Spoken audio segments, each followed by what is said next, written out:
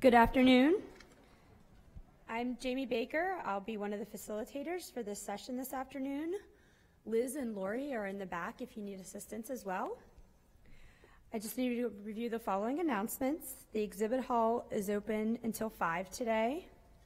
Melissa Nossick will be presenting recent developments at the BACB from 4:15 to 5:15 today.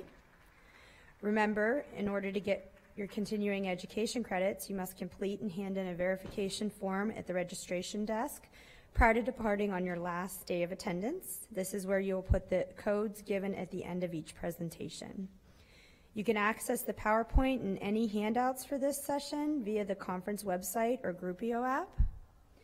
We are also asking that upon completion of each presentation that you give us feedback for that session via the new Groupio mobile app. Now I'd like to introduce the presenter. Dr. Barry Morgenstern received his master's degree in behavior analysis and therapy from Southern Illinois University and his PhD in special education and applied behavior analysis from The Ohio State University. He has worked with a wide variety of learners with many different disabilities in all age ranges. Currently, he is the CT Director of Research for the Institute of Professional Practice, where he consults to many school districts. Please welcome Dr. Barry Morgenstern.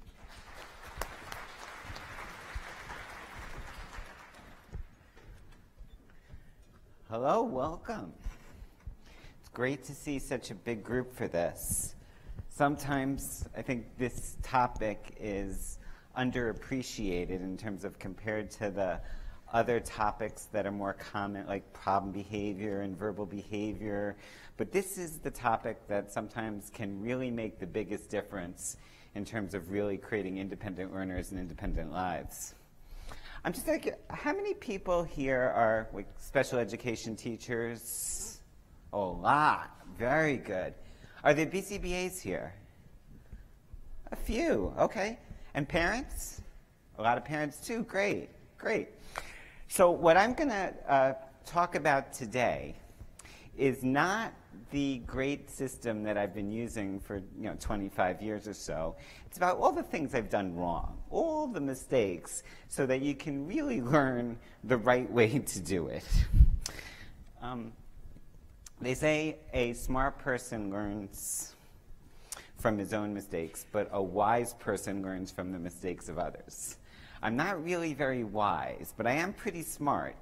And this is your opportunity to be wise, that you can learn a lot from the things that I've done wrong. I tend to need to get hit over the head a few times in order to really get something, but hopefully you won't need to. This is my basic philosophy, is what I call the POOGIE. It comes from a book by Dr. Goldratt in the 80s, and it's process of ongoing improvement. That's what you're looking for, because nothing is ever perfect. No matter how good your program is, there's always dramatic opportunities for improvement. And so I recommend you constantly focus on the POOGIE. Okay. So one of the first things that I think happens is you're getting started in a school, whether you're a teacher or a consultant or BCBA, whatever it is, and everybody is very eager to help you. Everybody's there, really ready to get started, and people are super excited. This is going to be great. We're going to do wonderful. We're going to have a great experience. But what happens a lot of times is they don't really know what they need. That when you get into the school, a lot of times the things that you want them to do are going to be difficult to happen in a school. And what happens is there's a tendency to compromise at this point. So you will likely say, the teacher says, well, can we do it this way? Or the principal says, well, that's not really going to work for the school very well. And there's a big, big tendency to try and compromise. And this is where people go wrong. Because if you compromise, what's going to happen eventually is it's not going to work. If you compromise on what the student needs, frequently your interventions will fail. And then it's very hard to go back months later. Now, if the kid does well, nobody remembers the little fights at the beginning, right? If everything goes smoothly 3-6 months later, everybody's thrilled to death, people forget about all the little fights that were at the beginning. But if it doesn't go well, it's going to be your fault anyway, right? That people are going to blame you for whatever went wrong later. So you might as well get in the fight right at the beginning. Really have to argue for what the student needs. Right up front, really advocating for the students, or else you're going to eventually get blamed for it anyway. Now, I'm from the Bronx. And Barry from the Bronx wasn't always as politically correct as I should have been in a lot of situations. And my motto used to be that if push comes to shove, push and shove. In a sense of we will fight and we will argue for whatever the kid needs in order for the program to be successful.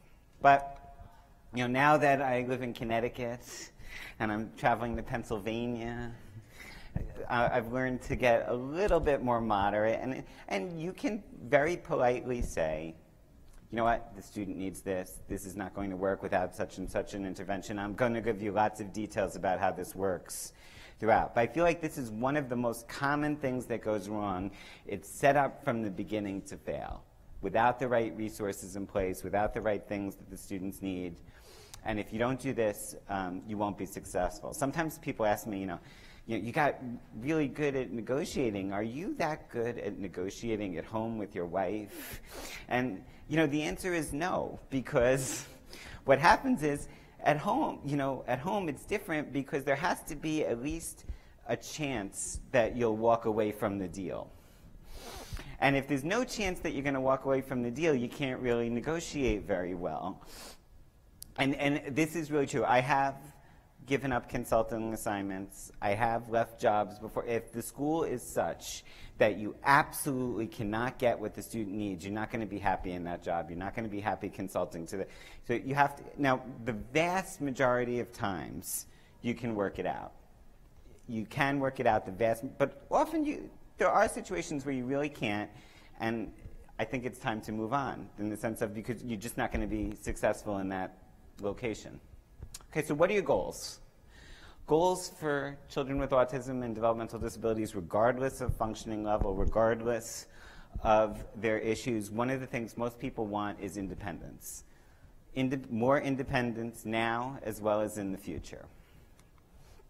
And there's sort of an inherent conflict in this, in that what happens is you want them to be more and more independent, but you also have the problem that you're worried about them and you want to make sure that everybody stays safe.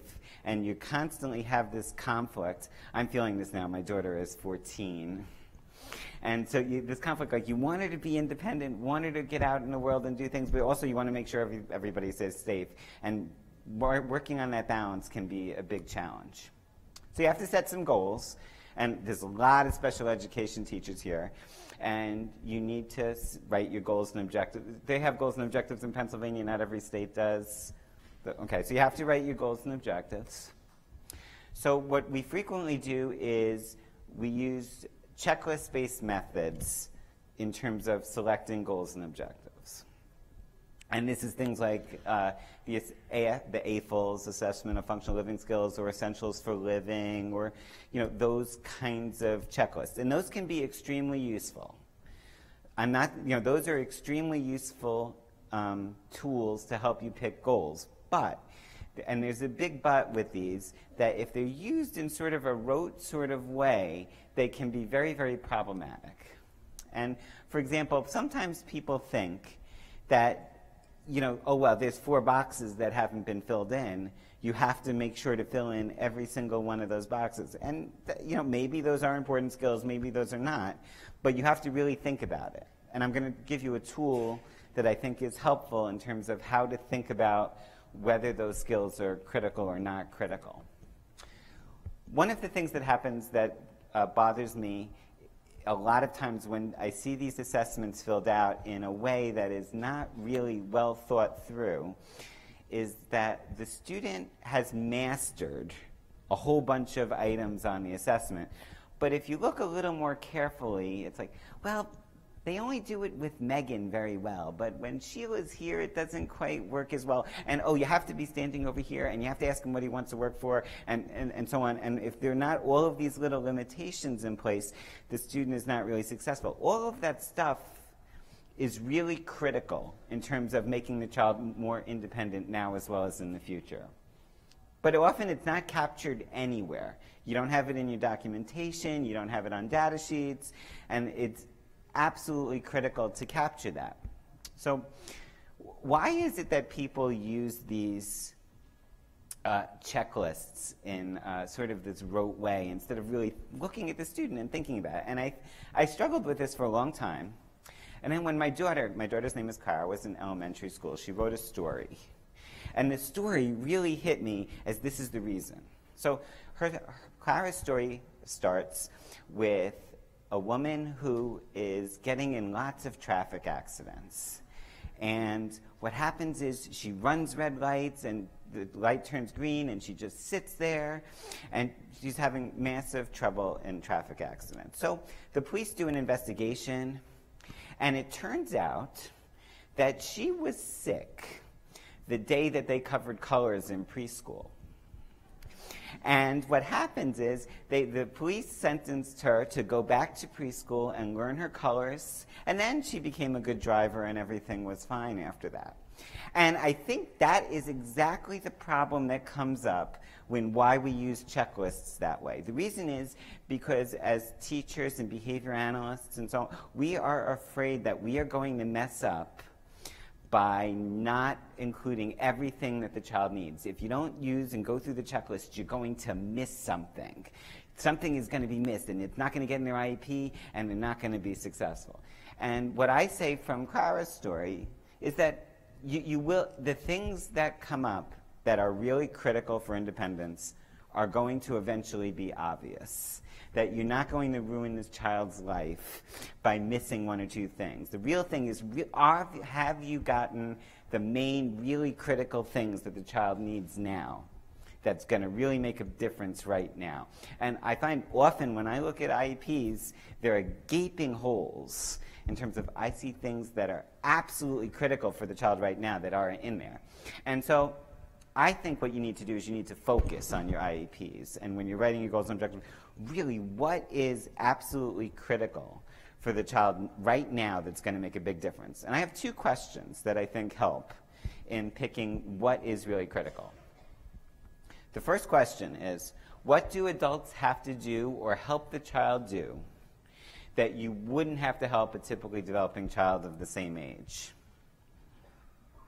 That is an absolutely critical question. So this is things like where the staff is standing, how close do the staff have to be, they can't do the buttons, they can't do the snaps, they don't dry their hands well, they can't wipe themselves in the bathroom, and so on. All of the little things that adults have to do. And often these are idiosyncratic things that are not going to be on any checklist.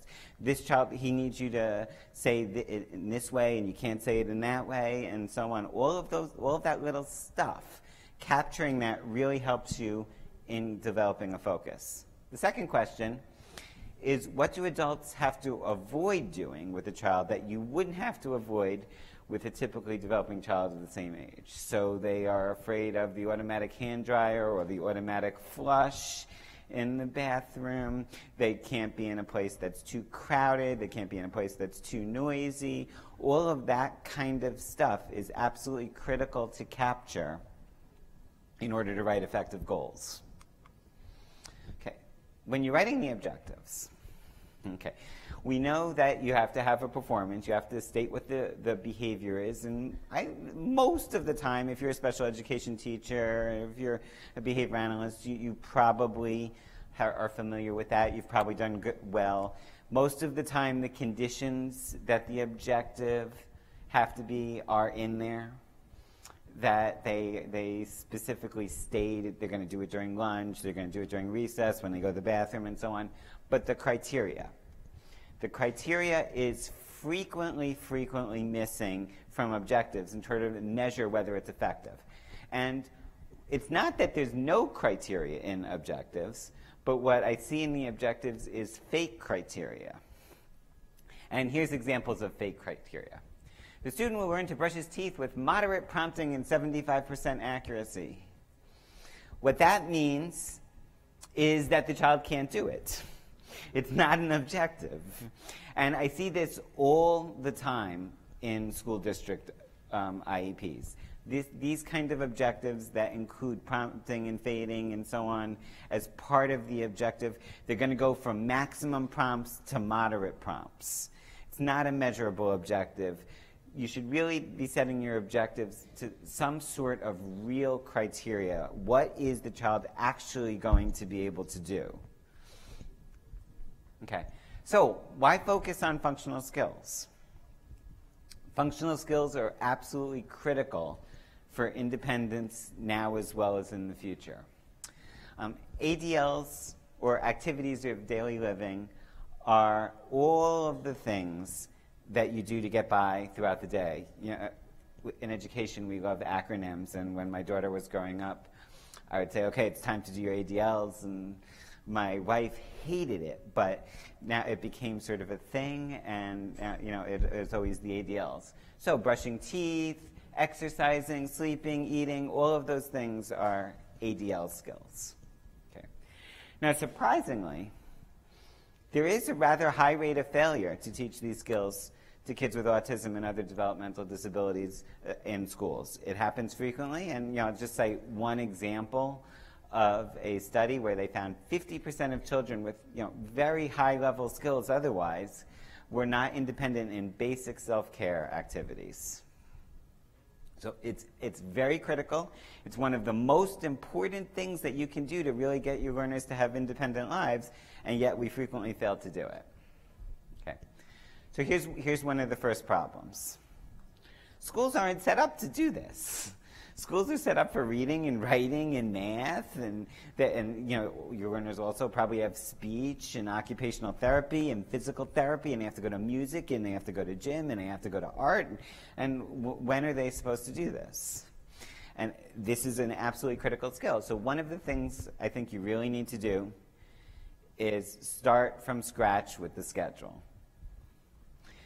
Frequently, this is a very, very big challenge. If you say you need an hour to work on these kind of skills a day, or 2 hours a day to work on these kinds of skills, you will get a lot of pushback from administrators, from regular education teachers, and it's absolutely necessary. One of the most common reasons for failure here is it's just not being worked on. And so forget about bad teaching or problems with the teaching. You're just not even trying to address it with sufficient time and activity. Okay. Another common problem is there are absolutely fundamental misunderstandings about what it takes to be successful in this. So there are generally two different types of learning when you are learning any new skills. There are two things. One is called rule-governed behavior. And for the non-behavior analysts in the room, learning through rules means that you don't have to actually experience it in order to learn it. So, for example, when you learn to drive a car, you knew to stop at red and go at green, and the wheel is to turn. And you knew that well before you ever got behind the wheel.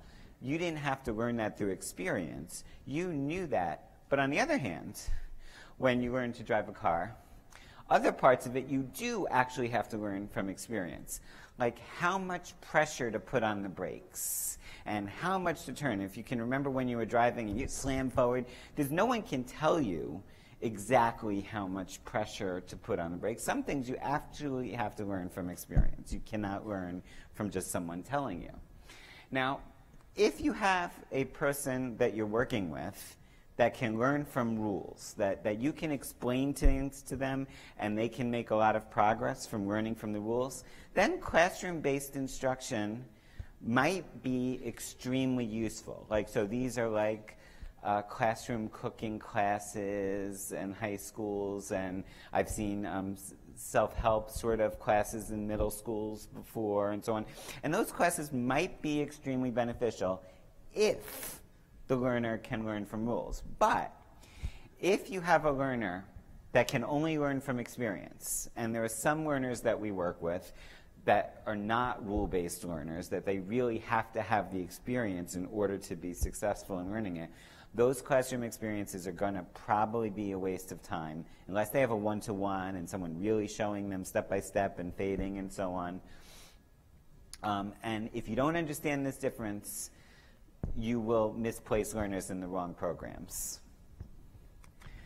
All right, so the basics seem pretty straightforward in terms of you're going to prompt the child to do something. You're going to use systematic fading procedures to remove the prompts. You don't have to worry about this. I'm going to go into this in great detail. This is just a summary.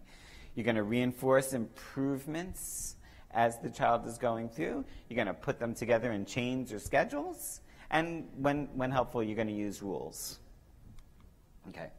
But there's a lot of detail that goes into this. So prompting simply means something that you do that makes it more likely for the child to engage in the behavior. That's simple, very, very easy. So one type of prompt is called a verbal prompt.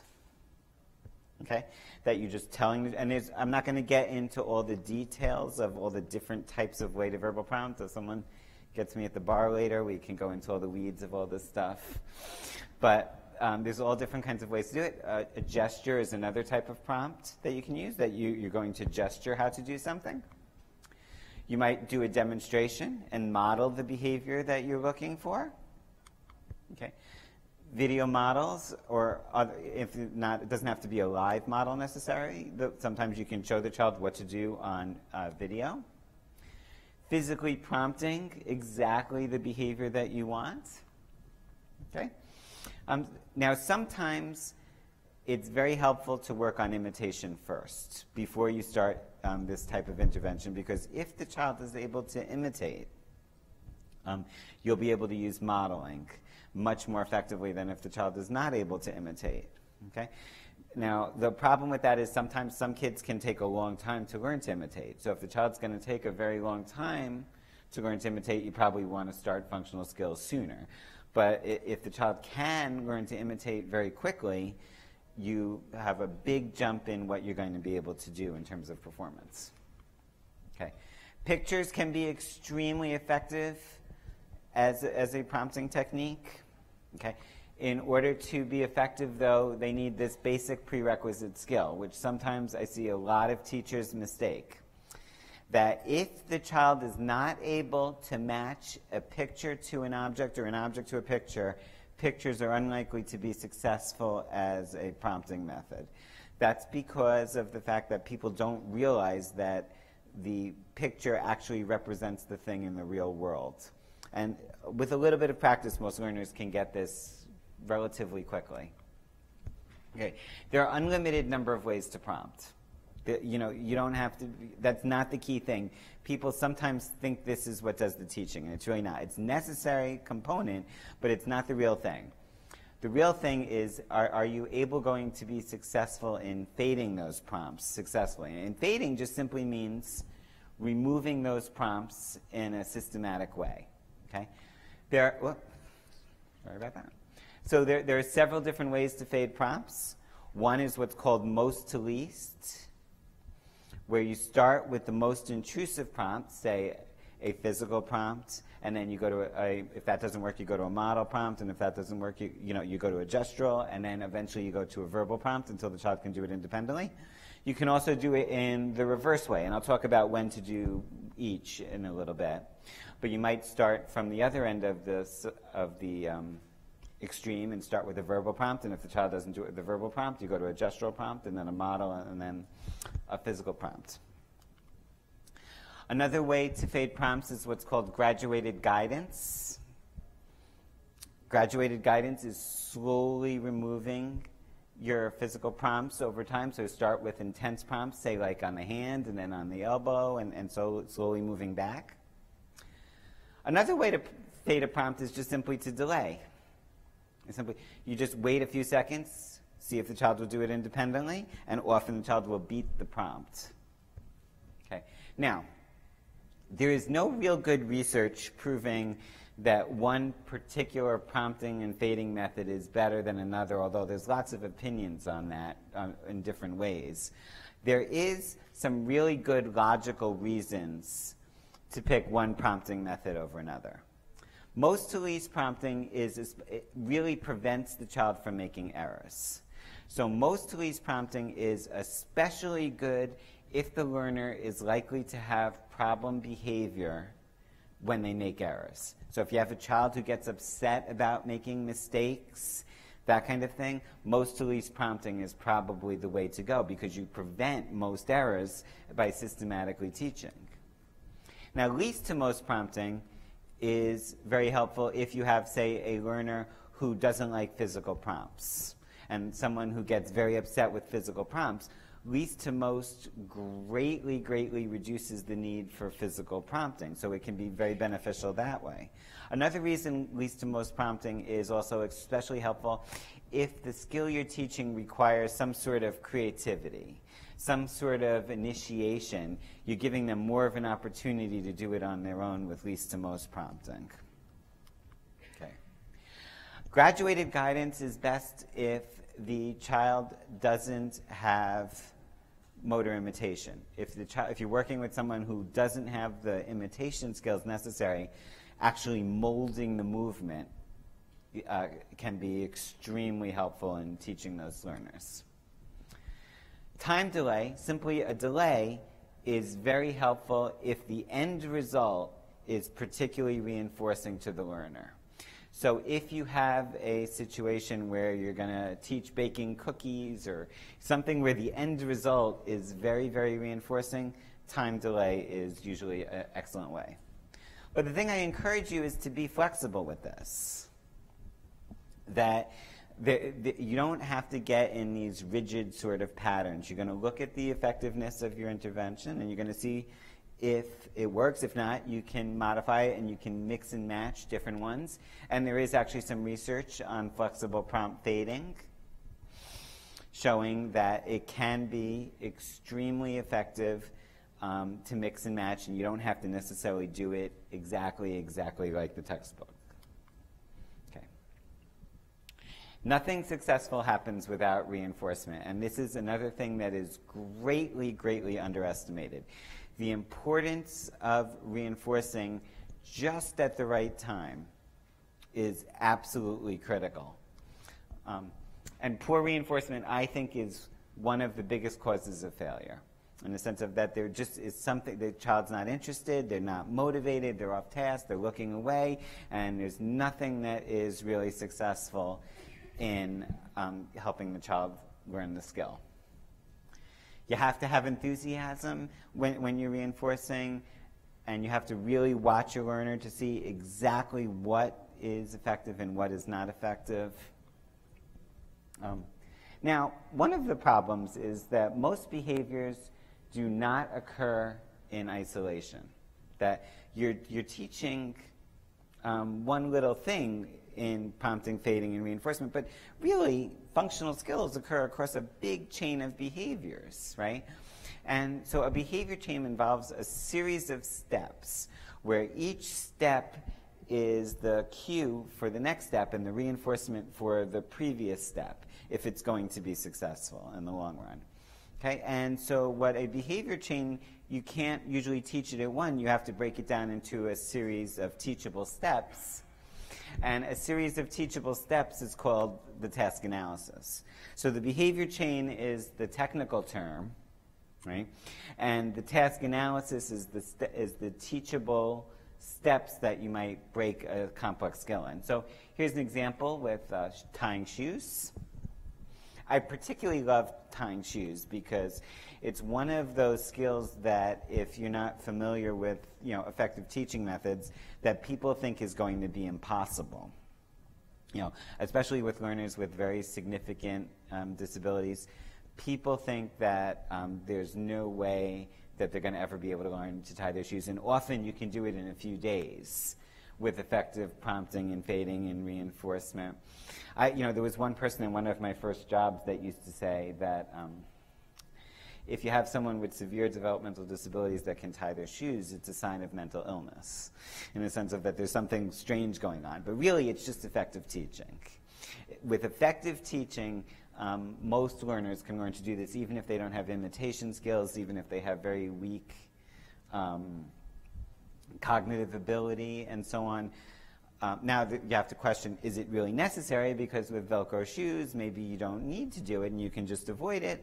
But some parents want it. Sometimes the shoes are better and so on. And it's really not that hard to teach. Okay, so there are different ways to put the skills together. So here's where we are. We taught one particular skill. And now you're trying to put it together into a big chain, like tying shoes or washing your hands or going to the bathroom or whatever it might be. And there are 3 different common ways to do it. Forward chaining simply means that you teach the first little bit, and then when they get that, you add a little bit, you add a little bit. Backward chaining is done in reverse, where backward chaining is where you start with the last item in the task and you work backwards. Some of you who had piano lessons might remember that the common strategy used in music lessons. And total task simply means where you teach the whole thing at once. Okay. So again, similar to prompting and fading, there really is no good studies that really demonstrate one particular chaining strategy is better than another chaining strategy, but there are good logical reasons for picking one over the other. So total task chaining is probably best for a relatively simple task. Learners with more skills, they probably have imitation ability. These are tasks that you can probably do with total task. Forward chaining is probably better for learners with more significant cognitive impairments, kids that are going to take a little bit longer to learn, if they're long, or if they're just long and complex tasks. Same thing with backward chaining, although backward chaining is usually the preferred method because you're getting more and more successful as you go through the task, because the tasks that are at the end are likely where there's going to be some sort of reinforcement at the end, and you're feeling more and more comfortable as you go through the task. So when in doubt, backward chaining is usually the way to go. Okay, so it seems really easy, right? It might be time-consuming. It might require some patience, but it doesn't seem like anything, that complicated. You're going to prompt. You're going to systematically fade your prompts. Reinforce at just the right time. The natural stimuli starts to take over. A child does it independently.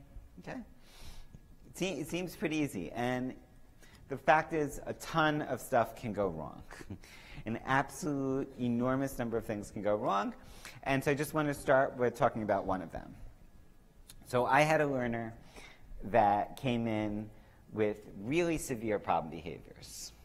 And what happened was the reinforcers, the thing that they wanted, was these very little idiosyncratic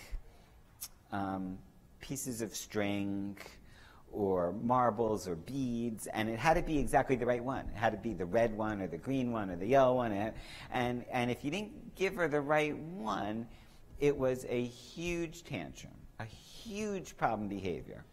And then so what I decided to do is, she was nonverbal, no language to express what she wanted, so I'm not going to really teach her sign language at this point, right? Because it didn't really make sense to try and teach like red and green and yellow, because there was like 100 different ones, and it didn't really seem to make sense to use like a picture system, because what am I going to do? Like take pictures of 100 different beads and there'll be 10 new ones every day and so on. So it didn't make sense to do that. So we decided to do is to teach her to point. Just point at the one you want, and we'll give you the one you want. Just point the one you want. So anyway, I worked with her myself for about 2 hours, and after 2 hours I had several independent points. Several perfectly beautiful independent points. I left the school, I come back to the school a few days later. There hasn't been one independent point since I left. I was like, what went wrong? And so I get there, and what they're doing is they lay the things out on the table, and the kid goes like this, And then the teacher goes, physically prompts it, and then the child would get the item. And no progress at all, because bad prompting, fading, and reinforcement. And what people didn't quite understand was shaping, the timing of the delivery of your reinforcement. Now, this is a really, really big group to try the shaping game, but I'm going to try it anyway. The shaping game is a way to demonstrate this, to give you hopefully a good demonstration of what it looks like when the timing is right. It is not an actual teaching procedure, the way I'm going to do this, of how you might use it with a kid, but it makes the point of really looking at your timing to see how it works. So the way it works is, I'll be the teacher, and one person will come up and be the student. They're going to leave the room. Okay? We're going to set up a skill for them to learn. Everybody will be quiet. Everybody will be quiet during the game. I will clap, and a clap is the delivery of a reinforcement. And the person has to figure out what the behavior is by just listening to the claps. And then at the end, when the person gets it, everybody in the room claps. Okay. This is a big group, but we'll give it a try anyway. So is there anyone who wants to volunteer? Oh, wow, thank you. Come on. We have a volunteer. Great. Okay. What's your name? Christina. Hi, Christina. Welcome. Thank you. Okay, so you understand what you're going to do. You're going to walk out. You're going to, Okay. and when you come back in, everybody's going to be silent. Okay. Okay, and I'm going to be clapping, and a clap means you've done the right thing, and you just have to Okay. figure out what the task is. All right. All right, so you leave the room, and then the rest of the group will pick the behavior. Thank you for volunteering, and at the end, everybody claps.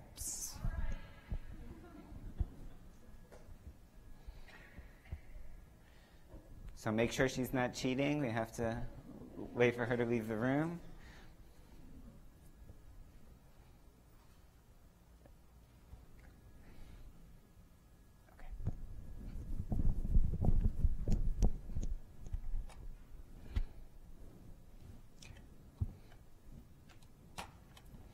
Okay, could someone tell Christina it's time to come in?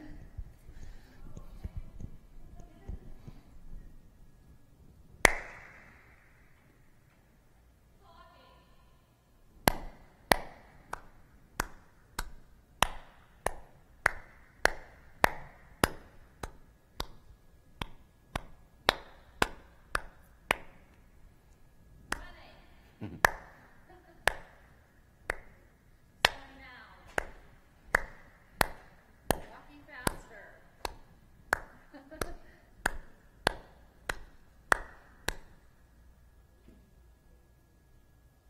Stooping.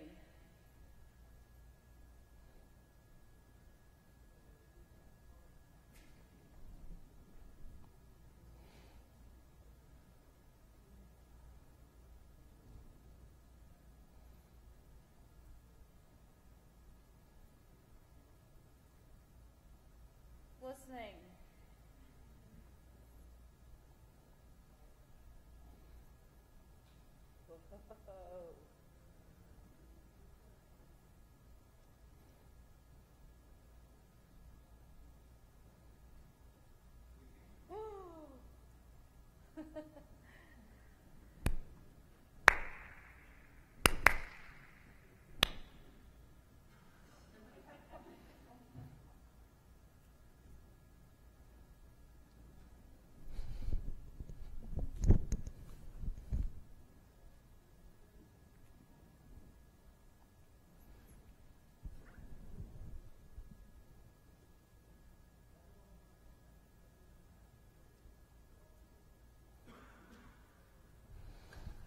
So the hard.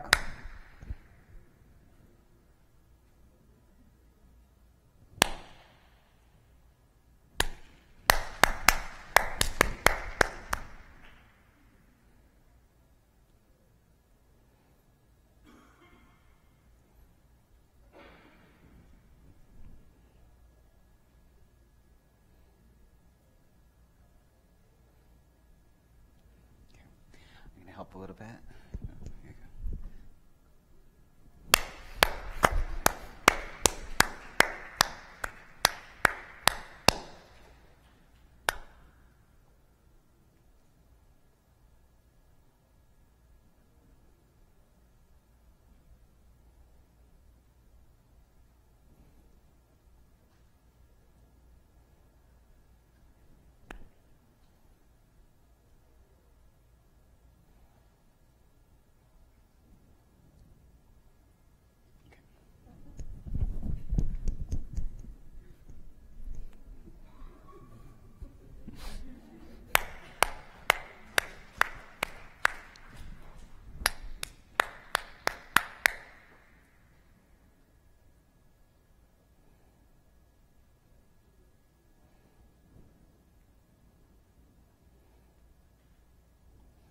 The hardest learners to teach are the learners that don't move, that don't like try things. You got to try and see if you can figure it out.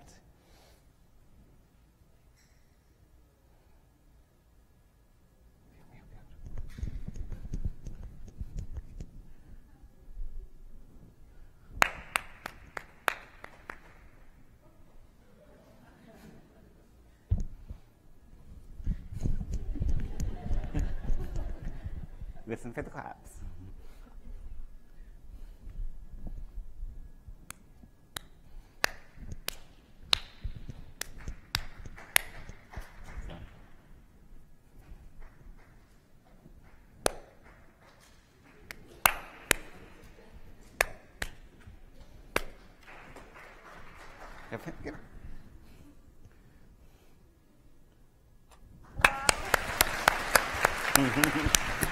Thank you very much. Thank you. Thank you. All right. Usually don't allow any physical prompts during the shaping game, but we made an exception. It's a big group, and it's hard. But I think there's a couple things that you really can learn from that. That the thing that you can learn from that is that a second off on timing can mess up the effects of teaching dramatically. The shaping game really represents a common scenario that you have in classroom with kids with disabilities. They have often no idea what you're trying to get across to them.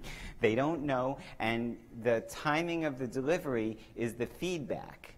And so you could see here, when the timing was off like a second, that all of a sudden stuck in one place. And then what you have is, some escape-motivated problem behavior, in the sense of that the learners are afraid to do something because they might not get it right, and they tend to not move. Escape-motivated problem behavior is a fairly common problem that you see, and I think a lot of the time it comes from the timing of the delivery of your reinforcement. And it takes a lot of practice to be able to time the delivery of your reinforcement just right so that your learners are successful. Okay, so it is very rare that you would use a shaping procedure in isolation in teaching kids with disabilities. Very, very rare. But the skills of shaping are something that you're going to use with virtually every single learner that you have. That they are going to need the skills of shaping if you're likely to be successful. Okay. So I have the Statue of Liberty in there because of the fact that a common problem that comes up when the timing of the delivery of reinforcement is you get statue behavior, which we sort of saw a little bit in the shaping game, is that you get the learners who don't move because they don't know what to do and because they've accidentally got reinforced somehow for not moving. Getting successive approximations, getting just a little bit more, and the timing of the delivery of the reinforcement just right is what leads to effectiveness. Okay. Now here's the problem. What if the task that you're teaching is something that changes? So for example, I was doing some job coaching with several guys at a famous hotel brand, and one of the tasks was making hospital corners. And making hospital corners took months. I mean, it was quite a difficult challenge to teach them how to make hospital corners. And after about 3 months, we had 4 guys doing it.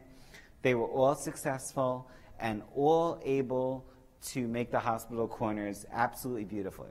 Then the hotel sends us a letter and says, as of such and such a date, the board has decided that the hotel will now be making hospital corners in a new style, and here are the new procedures for making hospital corners. After we had just spent probably a couple months teaching them to successfully make hospital corners. But it turns out it wasn't too big a problem, because what we did is we used an activity schedule. And when you looked at step by step what had to be done to fix it, it wasn't that bad. We only had to change a couple of the pictures, and within a couple of weeks, everybody was successful in the new way of making the hospital corners. So activity schedules are much better than chains if it's a task that's going to change frequently. If it's a task that's going to stay relatively the same your whole life, probably, like taking a shower or brushing your teeth, it's not going to change that much, a chain is probably better. You know, you don't need the supplemental stimuli of the schedules and the iPads and all that stuff. If it's a task that changes from day to day, you're going to do it at different times, or it might change a little bit in how you do it, or it's long and complicated task, an activity schedule is probably a better way to go. Sometimes people will say with activity schedules and things like this is that they don't want the child to be dependent on all of the supplemental stimuli of the activity schedules. They don't want them to have to be dependent on the iPad and the schedules and so on. But doesn't everybody have a phone in their pocket now that has beeps and reminders and calendars and so on? I feel like it's a very minimal problem, especially for some tasks that you probably wouldn't be able to teach in any other way. I've seen people who could, say, make dinner for a whole group home with 6 or 8 people, including cooking everything with activity schedules this thick. I've seen people do like real fully clean the hotel rooms completely independently, people who could do hours of independent play and leisure activities. So it's extremely useful, but you have to decide when is it appropriate to have a schedule, when is it appropriate for it to be a chain. Okay. Now, one common problem here is if you're working in schools is, first of all, who's going to, there's a tremendous amount of preparation to get this stuff done. So who is going to organize and prep all the materials? And you know who that's going to be. That's going to be the teacher, the behavior analyst, or somebody doing it on their own time. And you know, if you can get paras or somebody who has time to do it, hey, that's great, but often you can't. But the bigger problem that I think that's a little bit harder to overcome is the money. Who is going to actually give you the money to get the things you need? So, okay, you're going to get an iPad. Okay, well, go talk to Sarah at Central Office, and you go to Sarah at Central Office, and she says, okay, here are the 3 forms that you need to fill out, and you fill out the 3 forms, and you wait 2 weeks, and you say, oh, no, it wasn't approved by the Assistant Director of Special Education. You go to the Assistant Director, and then you finally get it, and you get the iPad, and the app is not on it. You say, well, that's because you didn't ask the Director of Technology, of course, and you go to Nick Burns, the Director of Technology, and so on, and it could take 6 months to get this done, but you have to really push to get this stuff done, because without the supplies that you need, you're not likely to be successful. Okay. Now, having appropriately trained staff is one of the big problems that occurs in schools. Can you get people to do it successfully? And sort of the reputation sometimes of paraprofessionals is not so great. That people think that they just are doing it to have a job and have insurance and so on. And this is, I like to say, most of the time not true. Most of the time people come with very good intentions. Doesn't mean that people don't mess things up frequently, but people generally want to do well at their job. They have good intentions, and you can work with them if you do it in the right way. So people think the difference in effective programs and ineffective programs is the quality of the one-to-ones or the quality of the staff that are in the classroom, and are they going to actually do what needs to get done. And there is some truth to this, but most of the time the problem is in poor training and supervision. That doesn't really happen. So I heard Vince was talking about the rat is always right. And what that means is he was talking about the legacy of B.F. Skinner, and he was talking about the fact that if the rat did something that was not what was expected, the rat was right, and there was some problem with the procedures. And then Og Lindsay talked about the child is always right, in the sense of that if the child's data don't show improvement, well, that means that there is something wrong with the teaching. And the same thing goes for staff management, in the sense of if the staff are not doing what you expect them to do, there's something wrong with the training and supervision.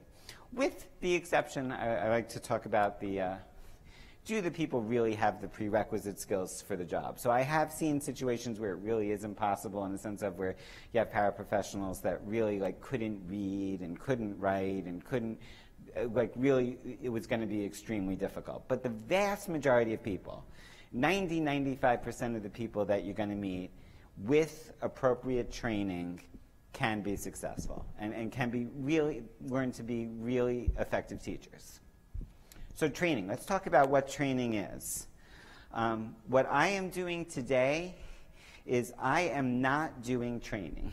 This is not training.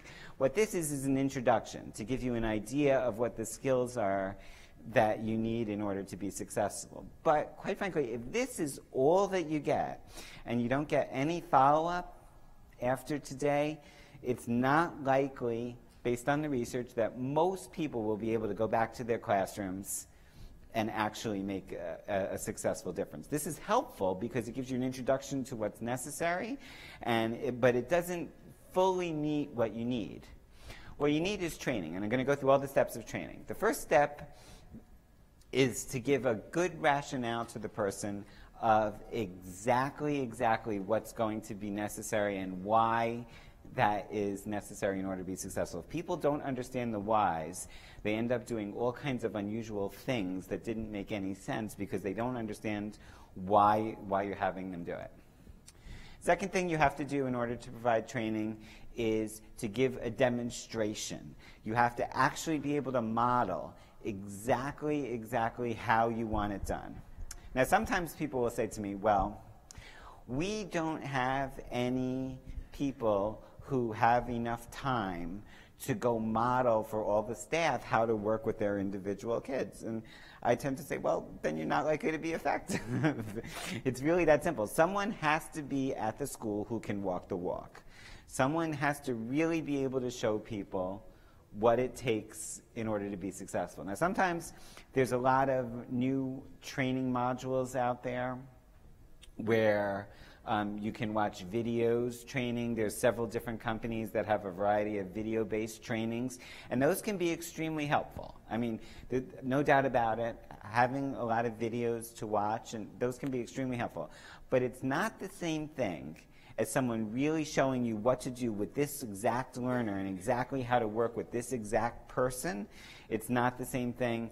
And quite frankly, I really think you have to have someone who can do a demonstration. It's something that's sort of missing in our field, partially because of confidentiality and so on, that we don't have thousands and thousands of videos on YouTube. We have some, but not that many because of confidentiality issues and so on. But in a lot of other fields, there's good evidence that the whole field is improving by getting to see what other people do. So in terms of dancing and sports, I'm not going to show you my dance moves, but they generally have shown really solid improvements across the whole field. But we don't have that because of confidentiality issues and so on, and it's a shame because it really would help if we had hundreds and thousands of examples that people could watch. And the solution to that is unclear to me, but what you do need is someone who can do a good demonstration. Okay. Then you have to give the person an opportunity to try and implement the skill. So you're teaching, here's how we're going to teach so-and-so to wash their hands, here's how we're going to teach toileting, here's how we're going to teach whatever it is, and you have to give them an opportunity to try. And then the person needs feedback. okay, you did this and this and this, and there's a whole variety of different ways to give feedback. You give feedback in graphs, you can give feedback verbally. I'm not going to go into all of the different ways to do that, but it's absolutely essential. Without feedback on their performance, people don't improve. Okay. Then you have to provide reinforcement. Yeah, and what I'm talking about here is reinforcement for the staff performance. That the staff actually have to get reinforced from supervisors and teachers and behavior analysts and so on if they're going to maintain the behavior. Especially at the people are nervous because they're afraid they're going to do it wrong. They're afraid about making mistakes and messing things up. And sometimes it's just difficult and hard, the tasks that we're asking people to do. So the reinforcement for the staff is absolutely essential. And then here's where people mess up, is maybe they, if they did it right one time, that's great, but that's completely insufficient. You have to keep going and going and going until the person really demonstrates mastery, that they're able to do this particular skill with this particular learner. Which is why, again, I say if you don't have someone who can actually walk the walk at the school, someone who can really effectively do it, it's not likely to be successful. Okay. So that's the basics intro, and now it's going to go through really specific details of individual skills at different ages of development. So I'll start with young kids, and then we're going to go all the way through to adults. So common skills for young kids of putting things away, brushing hair, toilet training, feeding, and so on. Okay, toilet training. How many people have done toilet training? A lot. Successfully. Okay. Not as many, but okay. Very good. So nothing frustrates people more than toilet training. Toilet training, if you had ones that are unsuccessful, it can be absolutely unbelievably frustrating to be in the bathroom for long periods of time and still not be successful. And I know the reason that people, the most common reason that people fail at toilet training, the most common reason is that people don't read the manual. In the sense of they're very well-researched procedures, detailed step-by-step how to go through and teach toilet training, but they don't read it because these things are hundreds of pages long. They're detailed instructions. It might not match your learner exactly in terms of you might have to modify a little bit based on your individual learner and so on. And it often takes enormous disruption of everything else that you're working on. Sometimes it can be done shortly. A lot of times it's been successful in just a couple days, but you're not going to have a normal schedule of teaching during that time. It's going to be really interrupted and be disruptive. So one of the common problems that comes up is these idiosyncratic problems that people don't realize. So, for example, I was working with a child, and we had successfully toilet trained him in just a couple days. It was a beautiful intervention, and the parent came to me and said, well, it's going really well. The only problem is he doesn't know how to pick up his pants. He can't get the pants up, right? And so the trick is, have you ever seen preschoolers typically have their butt sticks out and they can't get the pants over their butt? And the way to do it is to turn the hand backwards, grab back, turn backwards, grab and pick up like that. And he learned that in one day, and it was very, very successful. So that's what that's sort of the tricks of the trade. Someone has to sort of show you, once you've seen 10 preschoolers like that, it becomes very obvious that, oh, okay. And throughout the whole toilet training process, there's lots of little stuff like that. And it's all documented in books and articles and so on, but it takes a little bit of time to develop. Okay. We as behavior analysts in particular, I feel, sometimes fail to give the parents enough warning of how difficult this is sometimes going to be. Sometimes it goes really fast, you're done in a couple days. Sometimes it could be several weeks, and you're still working on it. So the same procedure might not be appropriate for every single student. You might have to individualize it for different learners. Okay? If the child has problem behavior around toileting, you're probably going to have to address that first, because a lot of the kids have problem behavior around toileting. Okay. Another common problem with the boys, the parents often want the boys to stand right from the beginning. And if you listen to me, I'll tell you it's a mistake. Teaching standing can wait until later, because the bladder training is much, much easier than the bowel training. And if they're already sitting, it makes it that much easier to be successful. Okay. The most common mistake I see is not teaching the wiping early. If you have a 5-year-old, people are often so thrilled to death. Wow, he got it, he's toileting independently. Oh, we'll get to that later. We'll get to the wipe. All right, he's not wiping, we'll get to that later. Well, sometimes the later becomes 13, 14, 15, and it becomes a huge problem at that point, and then nobody wants to be the one to teach it at that point. So if you're working with young learners, believe me, you want to get this done, and you want to get this done however long it takes, at 5, 6, certainly by 7, because if you don't, it becomes an absolute tremendous problem in middle school and high school and adulthood. Okay. Now, using the public restrooms becomes another huge issue. For the women in the audience, I strongly suggest that if you're going to be working with a young learner, a boy, you learn the appropriate protocol for using the urinal successfully. That often the kids do not learn this successfully, and it becomes incredibly stigmatizing. Another option is just to teach them to go into the stall and close the door, if it's a learner that you think is not going to be successful. But if you're going to allow them to use the urinal, they have to know how to do it appropriately, or it causes massive disruption in middle schools and high schools, and I've seen it many, many times, and it goes back to how they learned in preschool. Okay, here's a highly recommended book. I really like this book on toilet training. There are several other good ones. There's a Fox and Azrin, the old toilet training book is great. There's an old book by the Kegels that is similar, that are very, very successful books on teaching training, but I really like this one. It has really nicely broken it down step by step. I think it's a good book. Okay.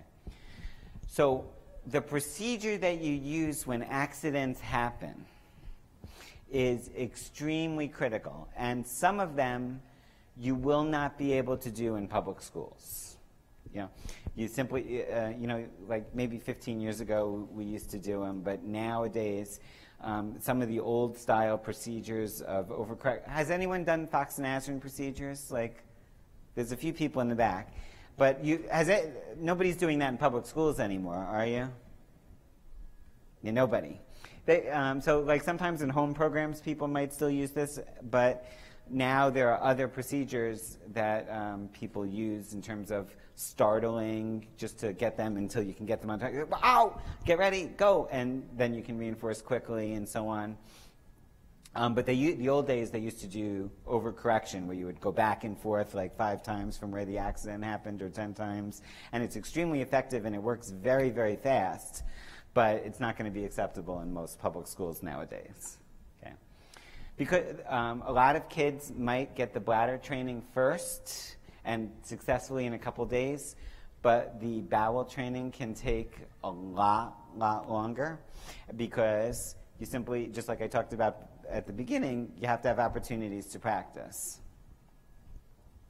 You have to, and you often, sometimes you might not get, if you're working in a school in particular, You might go a whole week or 2 weeks or 3 weeks and not have an opportunity to practice. So this is when you almost certainly have to get the parents involved in doing this.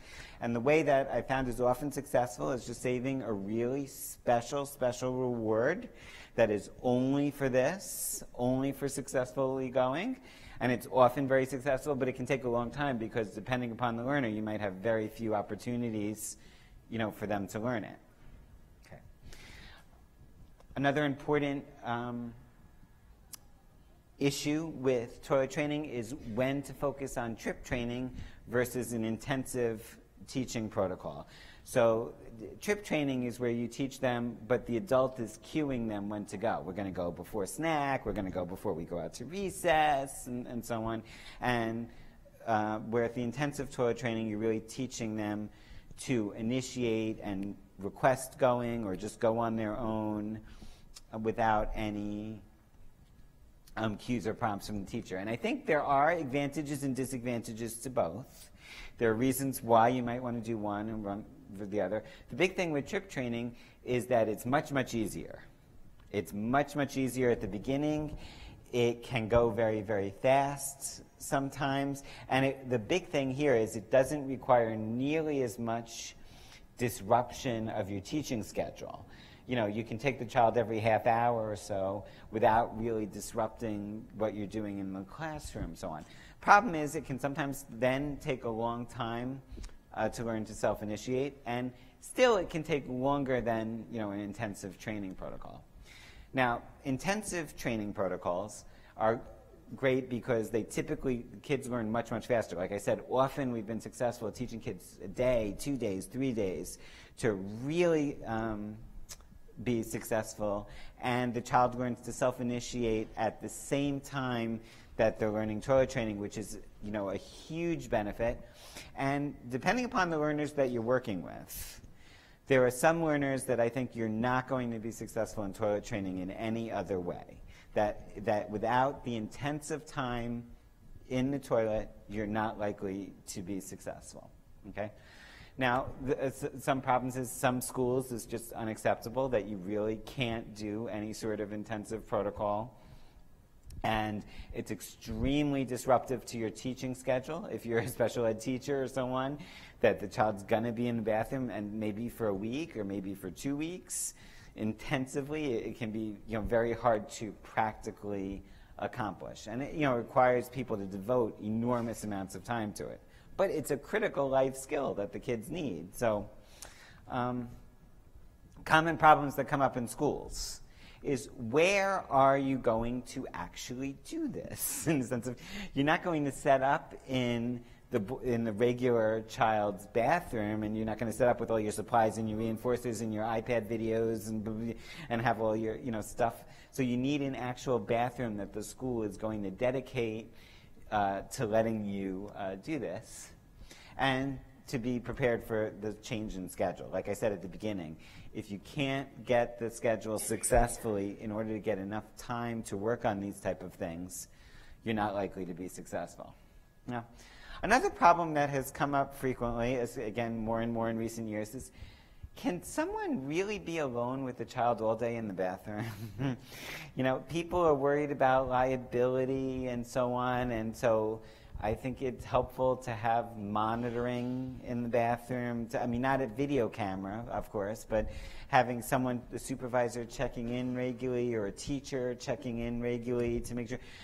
People are just nervous about this, about sitting in the bathroom 6 hours a day and so on. It can be a challenge.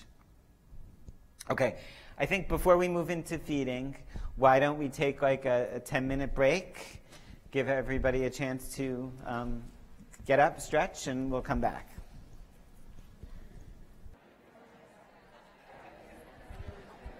Okay, welcome back.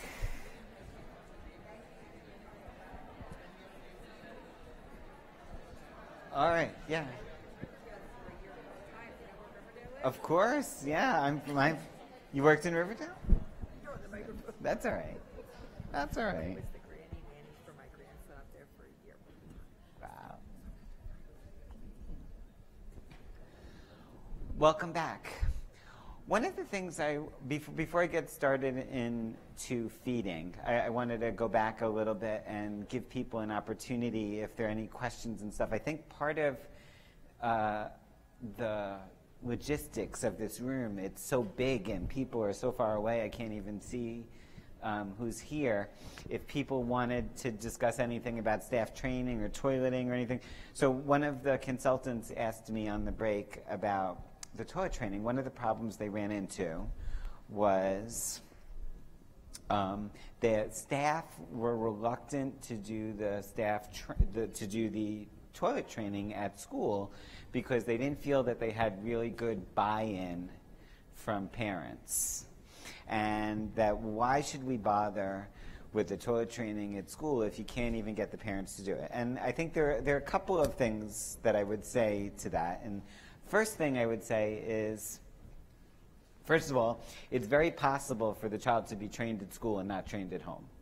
I've seen it many, many times that the child's been trained at school for months and is still coming in on the bus in the pull-up. And, so that happens from time to time. The other thing is that often if someone calls the parent, has a meeting with them, talks to them, tells them it's time, gets them in, often you can get parents to buy into the procedure. But just because parents are not necessarily bought in doesn't mean that you really can't be successful at school. It really can still be successful. So like I said, because of the logistics of the room, I haven't really taken the time to reach out to ask anybody if they have questions, if anybody wants to ask anything about toilet training or staff training or anything like that before I start jumping in. Be brave. It's a big room, I know. Yes. I'll repeat the question. Yeah. Yeah. Yes. Yeah. Very good. So the question is, how do you find time to do staff training? Because the staff are typically, they come in, they're like walking in at the time that the kids are walking in on the bus, and often they're leaving at the time that the staff are leaving, and it can become extremely difficult to do training. There are two answers to that I would say. The first thing is, like, I work as a consultant, and a lot of times I have my own staff in the schools, and they just work longer. And it's very hard to sometimes get paraprofessionals to do that. But the second answer is, often it's not necessary because, like I said, what I'm doing today is not training. Introductions like this are important and helpful, but not training. Training is mostly while you're there working with the child. You don't necessarily need them to sit in a classroom, and you need someone who can actually go, okay, here, I'm going to show you exactly how to do this, and then now it's your turn. Okay, that wasn't quite right. Look, you forgot to do this and this and this. And that is the training. Like in the actual classrooms, in the actual settings, working with the child directly. Now, it does require time from a trainer and someone who really has the skills to be able to do that successfully. But the extra classroom time is a little bit helpful, but the main thing is the time in the class. Yeah? Do they have to be verbal? Like, do they have to be able to use the words in order to... For toilet training? No. Yeah. No, absolutely not. You do not have to have any language at all to be successful in toilet training. That completely nonverbal people can learn to be successfully toilet trained and initiate independently too. Yes? So you have all the steps, and you think that I'm a parent. You Yeah. think that your child can do all the steps, has demonstrated them on occasion, but then you've got, dropping to the floor, Right. on the bathroom. Right, sure. So the question is, what if you think the child can really be successful with toilet training, but they have too many problem behaviors about dropping to the floor and other things in the sense of that you can't really successfully work on the skills? And what I would say is that fits directly into what I was talking about at the beginning in the sense of what is really critical for this learner right now. you know. And so you might think, oh, he's 4 years old or he's 5 years old. We have to do toilet training. Look, it's ridiculous. He's already 6. He's going to go to first grade. He has to be toilet trained. But really, if you haven't hit the problem behaviors that you can't successfully, you're very unlikely to be successful at toilet training if you don't even have enough instructional control that you can get the child to go on the toilet and sit and, you know. So if you can't even get that, you're probably not ready. The first step is to target the problem behavior, and having someone help you with developing a treatment plan, you know, for the problem behavior would be the first step. Yes? How do you convince schools that you need more staff help in order to be able to successfully complete the program as desired? Yes.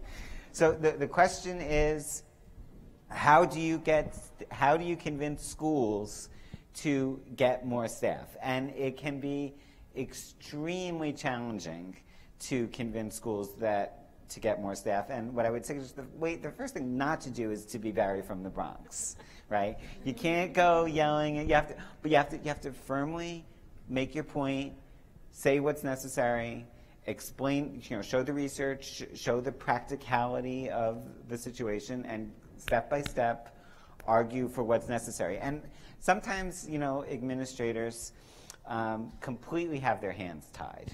And it's not even so much that they're bad people or anything like that. It's just that they literally have not. So one time I, for example, had a situation that I was a behavior analyst in a public school, and the administrator asked, you know, there's 2 new kids with autism, severe problem behaviors, you know, really difficult kids. And she says to me, well, what I want you to do is I want you to go to the classroom, and I want you to consult to the teacher, but we have no new money for one-to-ones until next year's budget, right? And next year's budget, then we can get one-to-ones and they'll get a real program. I said, absolutely not. I'm not even going to pretend like those kids are getting, you know, real services. You have to, you know, and I understand how hard that could be. I understand how hard but you have to sort of be nice, appropriate, assertive, and really making clear what the kids need. Because if you don't do it, like I said, it's not going to be the administrator's fault when the parents come screaming and yelling. It's not going to be the administrator's fault. It's going to be your fault. And so you have to sort of argue for what the kids need and not let it fall apart. Hi. How about when there's lack of motivation, lack of interest? He doesn't care if his, underwear gets wet. Right. Motivation isn't enough. He doesn't care. Right. Very good. So the question is, the child is not motivated to use the toilet because they don't care. He's wet. He'll just keep playing. He'll just do whatever. He absolutely doesn't care. And of course, eventually, you would like it to come under the control of natural contingencies in the sense of that he really wants to stay dry. But the way around that is what we call, at the beginning, what you would use is what we call contrived contingencies, in the sense of that you have some sort of positive consequence for using the toilet appropriately, and also for maintaining dry pants. And then you have usually some sort of mildly negative consequence for not maintaining dry, and that will hopefully create the sufficient motivation you need to be successful with the program. And then over time, hopefully you can fade those out so those are no longer necessary. We've been potty training now for 14 months, and we're up to about an 80% success rate excluding bowel movements. Okay. So that is definitely the toughest. Yes.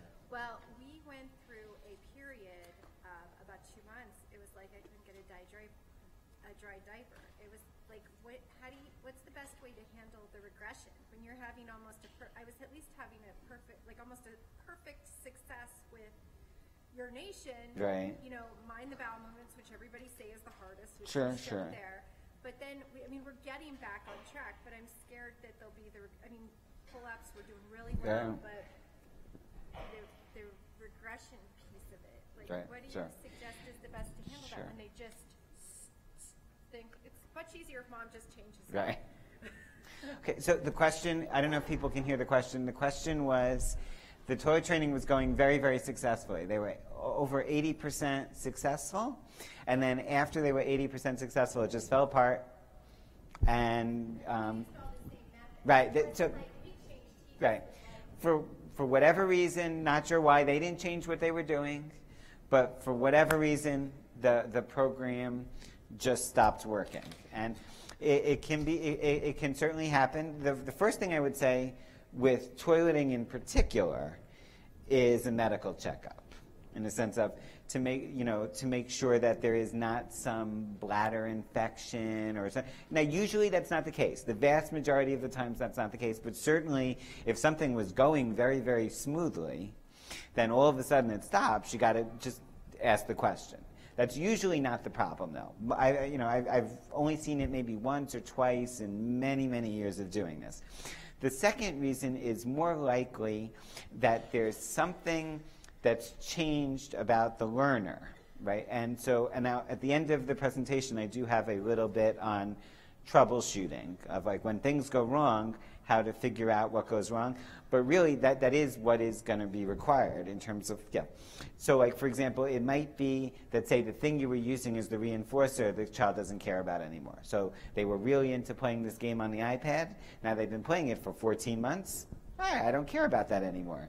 That could, that might not be it. It might be something else. It might be that they have a new toy that is really reinforcing, and they don't want to come away from it. It's easier. I'm just busy. So there could be a lot of possible things, and you would need somebody to go through and help, step by step, to look at all the possibilities, to figure out what might be wrong.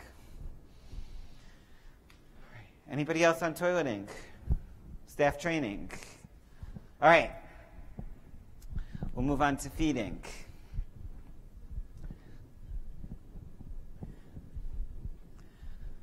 I have like a half-mile walk here. Okay, feeding is extremely critical skill.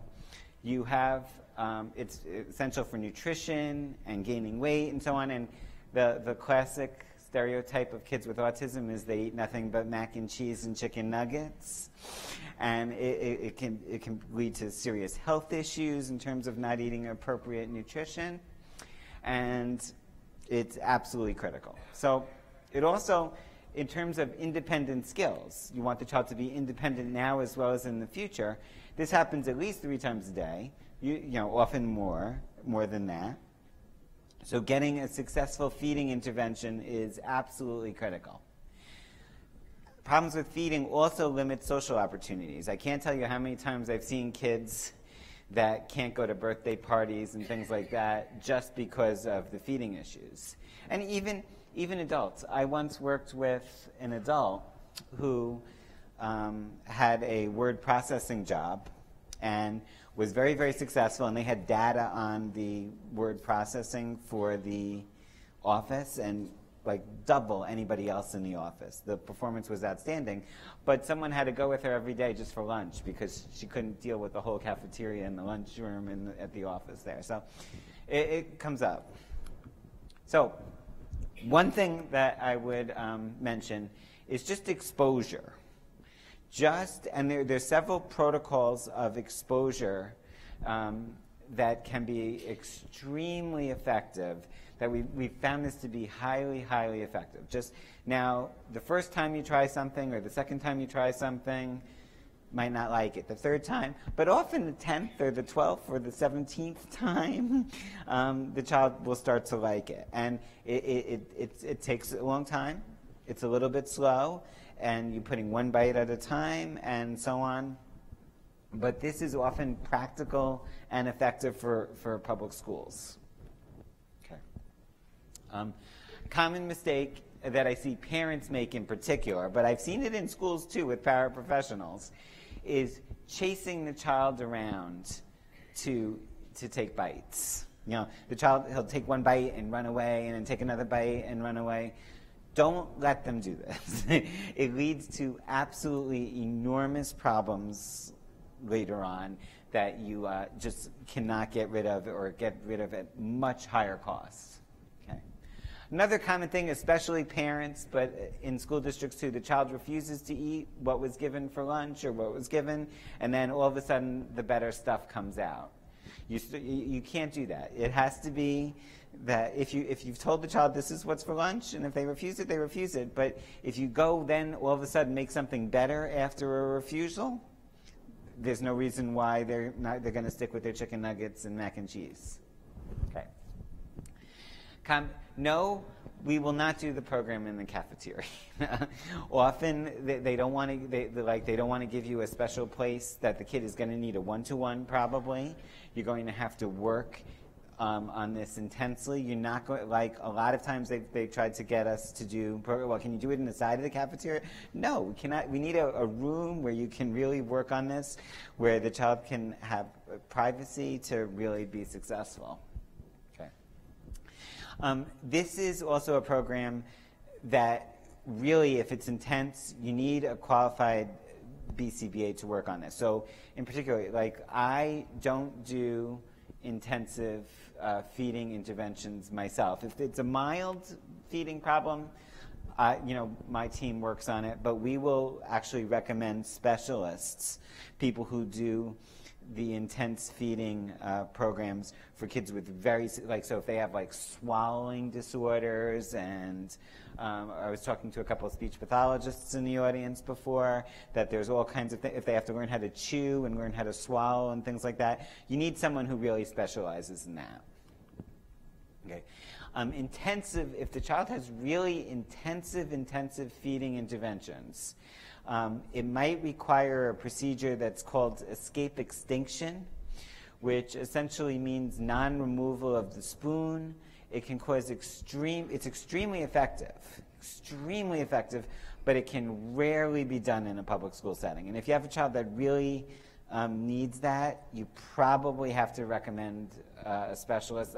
I've had a couple schools that were willing to hire outside consultants, and we actually had consultants come in and work with my team, and we did the intervention with the consultants, like looking over it. But that can very rarely happen in most schools. Most of the time, you're going to have to be in like a private clinic or a medical setting or something like that. Now, I've seen many kids that ate like virtually nothing. We went to the intervention on Monday, okay, and by Friday afternoon, we went out for pizza at a restaurant. Absolutely amazing effectiveness how this can work, but rarely will you be able to, at least I have not been successful getting the support for this in public schools most of the time due to the intensity and the liability and having the nurse present the whole time in case there's choking and so on. So rarely will you be successful with really intensive feeding. Now, most of the kids, the vast majority of the kids that come in, we teach to eat, and we get them successfully eating a wide variety of things, but the really intense ones, very unlikely. Questions, comments, feeding? Okay. Dressing. For young kids, dressing is a very important skill to get because it's one of the things you got to do every single day. The parents have to do it all the time. And dressing can be surprisingly difficult with zippers and snaps and forward and backward.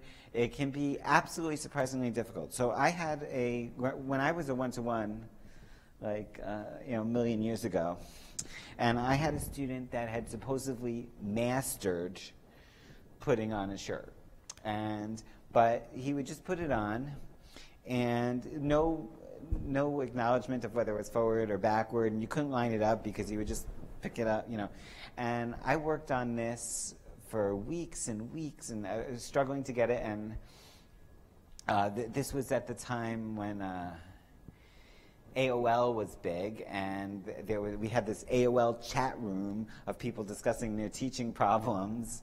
And I eventually came up with a procedure where the child would put it around his neck, take the tag, hold it back, one arm through, then grab the tag so it doesn't turn around and put the other arm through. And it was very, very successful, and I got it. We practiced with all different kinds of shirts. so he could do it with all different kinds of shirts, all different people and so on. It was very, very successful. And then a couple weeks later, he came into school with all of the tags were cut out of his shirt. Like, and so I called the mom and I said, we had just taught him, like this took like 2 months or 3 months. We just got him. He's totally independent in putting his shirt on. And the mom said, yeah, well, the tags were bothering him. And so I just cut them all. I cut all the tags out of all his shirts. And so sometimes it's, are you picking the right thing? Is this skill really important for this learner at this time? And so sometimes you could do something that seems good, but really if the parent didn't care and she's not gonna address the tags because it's bothering him a little bit, it really was a waste of time. Okay, another problem with dressing comes up is they want you to do it during practical times. Like people say to me, well, okay, he has to get changed for gym anyway, so why don't you do the dressing program while he's getting changed for gym, right? I think, no, in the sense of, first of all, that's almost certainly not going to be enough opportunities to practice for most learners that are still here in school at this point, when they're getting changed for gym and they haven't learned it by now. Now, it's good that they're going to generalize it at that time, maybe, but you're going to need a place. You're going to need a privacy issue. You're going to, depending upon the age of the learner, whether it's a male or female staff and so on working on it. But no, you can't just do it during the schedule when it happens to be convenient the twice a week that they're going to change for gym. Okay. Middle year skills. So things like toothbrushing, cooking, showering, tying shoes. Okay. Common problems I see with cooking in schools is that the food, the child might have done it, but I wouldn't touch the food. In the sense of, it is disgusting what I see some paraprofessionals and teachers allow the kids to do and then pass it out like they're going to eat it, right? So if you're going to do it right, in the sense of make sure the kids are really washing their hands, they're not sticking their hands in the food while they're cooking and eating it, and, and all this kind of stuff, and then everybody eats the food anyway, Another problem, I saw one learner that had learned to make like 5 things independently, but he didn't eat any of them. He didn't like any of the food that they taught. It was just what was convenient. It was like packaged materials. It was microwave popcorn or whatever. But the learner, it didn't make any sense for that learner to make that stuff because he didn't want it. Okay. Another common one, especially in high school, a lot of high schools have actual cooking classes. And so they'll say, okay, well, why don't you, or middle schools too, why don't you go into the cooking class and you'll teach them to cook with the other kids that are in the cooking class. And hey, that is fine if you have a learner that's learning from rules, that can sit through the demonstration and the 10 or 15 minutes that the teacher's going to be talking and talking and talking. If the learner can sit through that and they can benefit from that, great, those classes can be terrific. And I've seen those be very, very successful.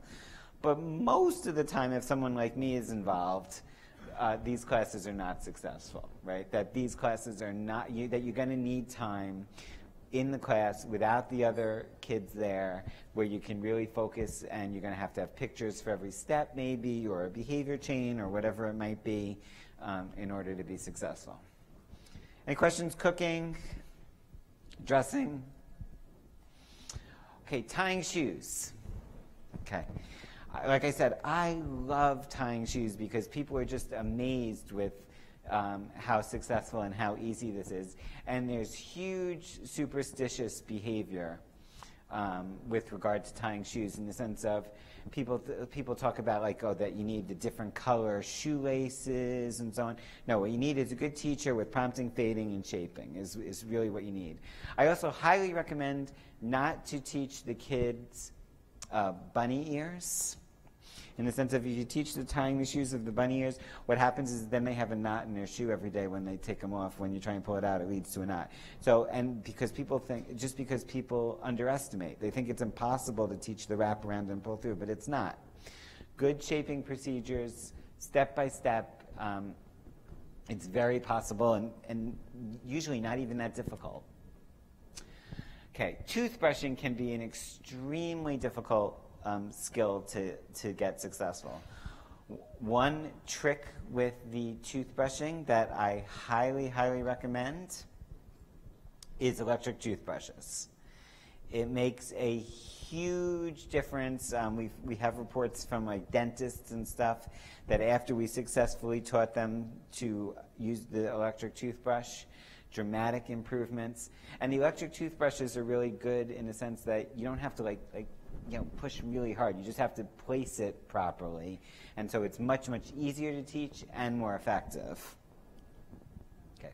Now, a common problem is where are you going to keep all of the stuff that the kids needs to do brushing and flossing and stuff? I have heard one person, people in public schools say things like, we don't do toothbrushing because it's not sanitary to do it at school. It's like, I think, well, then make it sanitary. Get this thing cleaned, find a place to put the stuff, have a separate area where you're going to keep it, put it in plastic bags, whatever. But this is a surprising obstacle that I see come up over and over again. Make it sanitary because this is an absolute critical life skill for independence. Okay. Older children and adults. How many people here are older children? High school? A few. Okay, a bunch. Good. Adults? Okay, great. So here is where we really get into the issues of giving them more opportunities to be independent, because we really want that independence, but at the same time you really want to protect people and make sure they're safe. And one of the most common ones that comes up as the kids start to get older is stranger danger, sexual abuse prevention training programs, and so on. And these can be highly effective, but there are problems with these training procedures. Who would like to try and demonstrate factoring a quadratic equation now? Are there any math teachers? Well, the only time that I have had to use factoring a quadratic equation since maybe 8th grade is when my daughter needed help with it. Otherwise, I've never used factoring a quadratic equation, and I couldn't do it when my daughter needed help with it. And stranger danger is a similar type of skill. Hopefully, it almost never comes up. Right? Hopefully the people that you're working with never have the opportunity to use this important skill that you might actually teach them. But what happens to skills that you never actually use? They go away. So if you're really serious about this, it probably needs some maintenance. The other thing with stranger danger skills is it involves, you got to think, these are, if there is a really situation, these people are expert manipulators, right? Like it's someone who, it's an expert at manipulation. And that resisting requires very sophisticated social skills. It requires really being able to understand what's happening. And if you have a learner that is capable of that is really going to be successful and understand the subtleties of what needs to be, great, that's fine. But a lot of our learners are not going to be able to do that socially, language-wise, cognitive ability-wise. And so I think this is a common one that sometimes I feel like gets routinely thrown into IEPs. That like the kid gets into high school, it's like automatically thrown in, this is an absolutely essential program. And maybe it is for some learners. But for some learners, I think the answer is protection, in the sense of that someone is there to make sure that this doesn't happen. And so I think it's an important distinction to decide, do you really want to spend training on this? By the way, the research on this is kind of bad, in the sense of a lot of times after training and they do generality, that the people don't have great generalization of these skills when it's actually been trained in the research literature. Sometimes yes, sometimes no, and there's a whole wide variety of different. My main point on this skill is to be skeptical. It's like, is this really an important skill for this learner at this time? Is this really what you need to be spending your time on? And maybe it is, but often not. Okay, shopping. Shopping is a great one because there's great reinforcers. It's a natural opportunity to be independent. It's an important life skill. People generally like it. Teachers and paraprofessionals like teaching it, and the kids generally enjoy it. One thing I would say with this is the prerequisite skills that you need to teach to be shopping are absolutely critical. So I like the idea of taking the money out of the wallet can be surprisingly difficult. And the last thing you want is like a whole line of people behind your learner at the store, and people are getting upset because they're like taking the money out and turning it upside down, or dropping a whole stack of coins on the counter. I've seen and counting 5, 10, 50, and you annoy a whole track of people, and you think, well, maybe people should be more tolerant, but they're often not. And maybe I'm just from the Bronx too. Maybe in Pennsylvania they are more tolerant, but I think you probably want to really make sure that you teach that independently at school, that they're really fluent in taking the money out.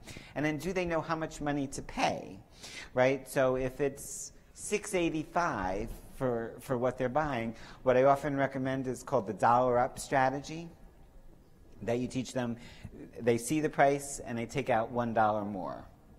And then you still have the problem, well, what if they don't have enough singles and they have a 10? Can they understand that? And so on. And there's but a lot of this can be done at school. A lot of this can be done before you get to the community. Of course, like in grocery stores in particular, using the carts is a critical skill. Should you take a cart or should you take one of those little baskets? And so on. Waiting online can be surprisingly difficult in the sense of, people standing too close, too far away, so they don't even realize that they're online. And then the difference between, like, say, a grocery store line where it seems like pretty clear, where you go into a store like CVS and they have like 5 counters and you don't really know where exactly you're supposed to stand and so on. And so getting a wide variety of situations in practice can be critical. Also, like someone mentioned it with the toileting, but this is particularly true in the grocery store. The problem behaviors can often crop up here. Are they going to tantrum if you say no to buying the chocolate cookies? Or are they going to grab things out of other people's carts? Are they going to tantrum if you tell them they have to buy soap? And whatever it might be. So dealing effectively with the problem behaviors is often critical. And then the communication skills are very important. One of the most common problems we've ran into when we get to the grocery stores and someone says, do you have your Stop and Shop card? And being able to communicate that and hand the card over and so on can be extremely challenging. Or someone says, hi, how are you today? And if the person makes no response, then they look right to the paraprofessional. So where should the paraprofessional stand? Can they stand 10 feet away? And so on. But again, you need to have learners that are capable of being successful with that. The other problem I see with shopping trips is sometimes people want to do this. They bring 6 or 8 people to the store at the same time to do the shopping. And it's not really practical. You have 2 staff going, or 3, and you have 6 or 8 people going to the store, and you're really not doing the prompting, fading, shaping, that's going to be necessary in order for them to be successful. So it's a great skill, but it takes a lot. It takes a lot in order to work. A surprisingly common problem is, how do you get to the store? Because you can't put the kids in your car. Now, in our consulting group, we have a safe driver training, and we have insurance with the school, and we've had a situation where staff can actually put the kid in the car and drive him to the store to practice. But most people don't have that luxury, so we're arranging the whole thing with the transportation, and like I said, call Sarah at central office and arrange it. But it can be surprisingly difficult, and you have to prepare for that and make sure, or else you're not going to be successful with teaching them to shop. Okay, street crossing is another one. The old joke about street crossing is essentially we're going to set the IEP goal at 90% correct. And it's essential that street crossing be perfect, that you really, really do it well. And again, street crossing can be very difficult in terms of what exactly does mastery mean for street crossing, because there's some type of streets you might be able to do and be successful, where other types of streets you're not going to be successful. Like there's a difference between New York City and State College, Pennsylvania, in crossing the street. And so you have to decide what actual types of streets are your learners going to possibly be crossing, and what are the skills they're going to need. They probably need a social referencing street skill to like look at the driver and say the driver's waving you on or the driver's not waving you on. Some of the skills can be quite subtle. Okay. But really, think about, does your child even really need to learn to cross the street? Because does anyone actually walk anywhere? If you're in a place where people walk, great. But most of the time, people drive every single place that they go.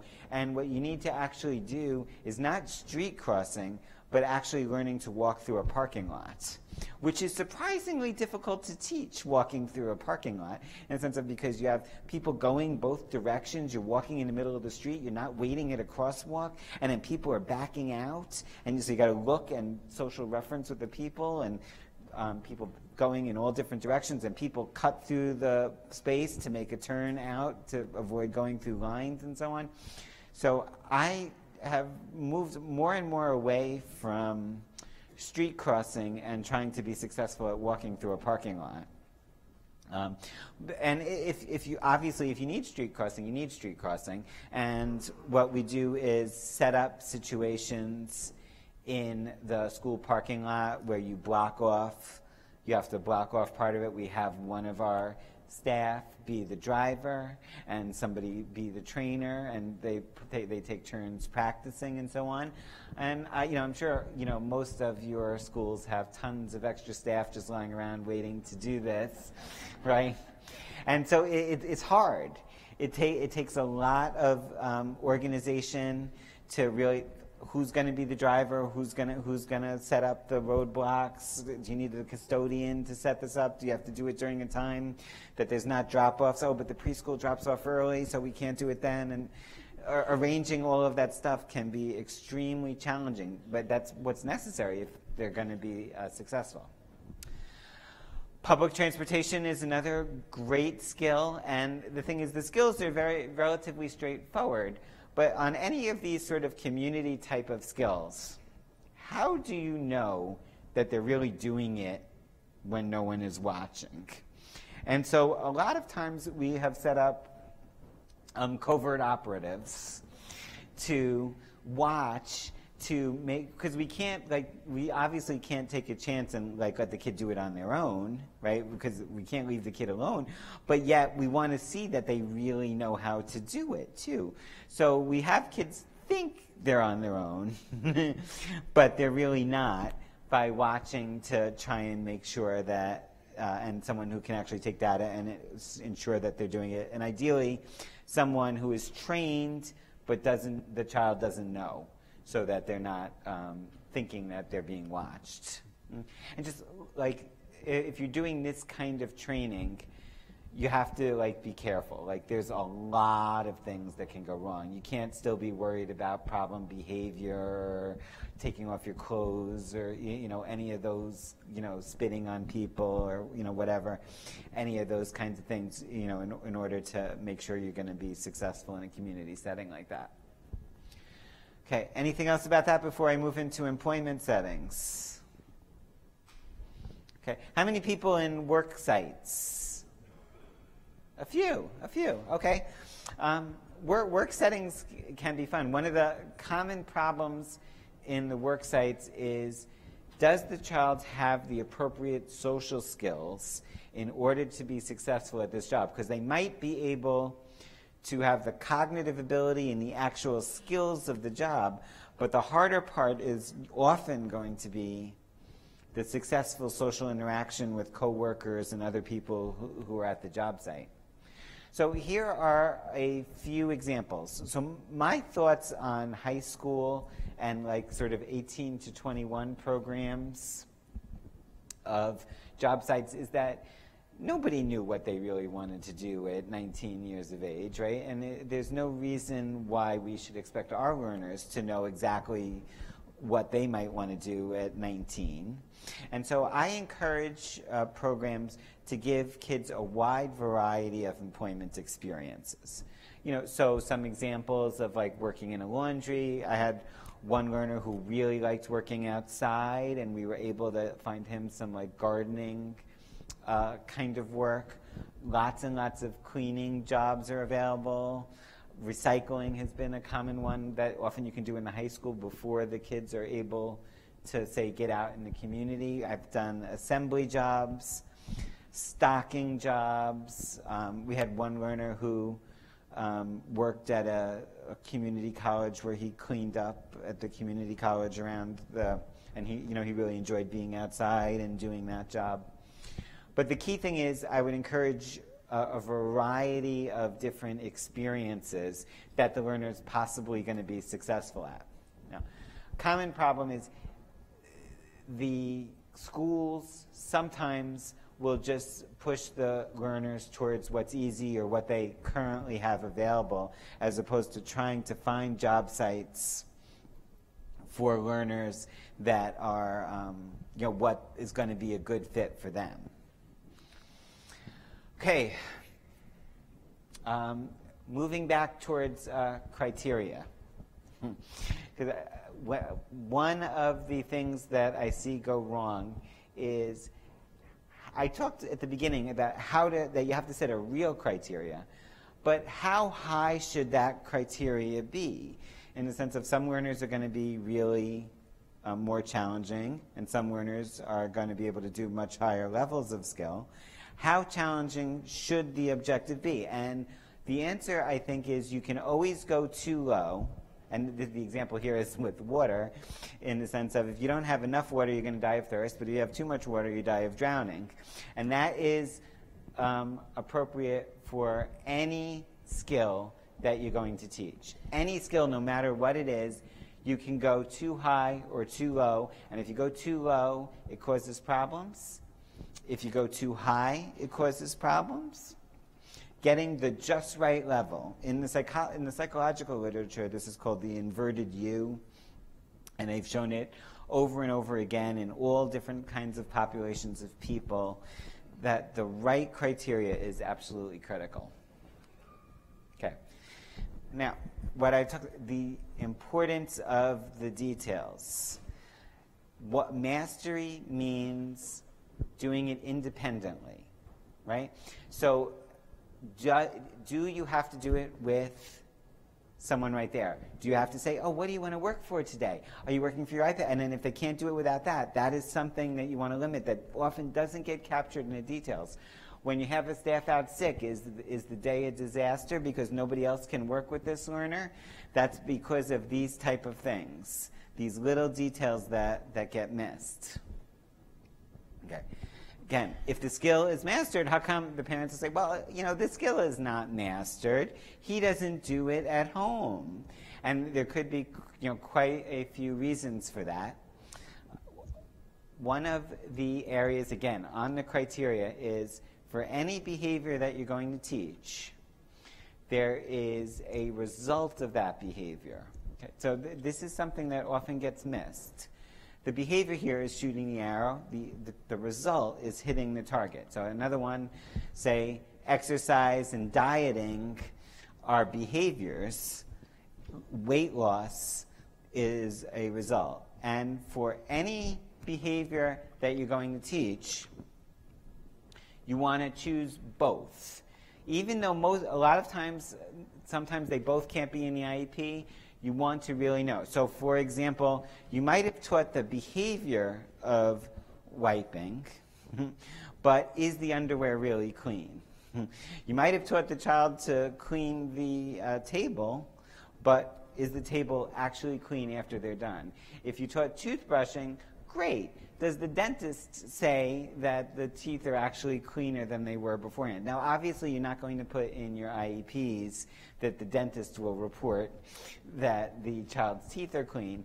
But if you're not getting the results that you want, you really haven't done much. Right? Because what was the point if you didn't actually get a result in the real world? So the problem with focusing only on the results is you tend to get cheating.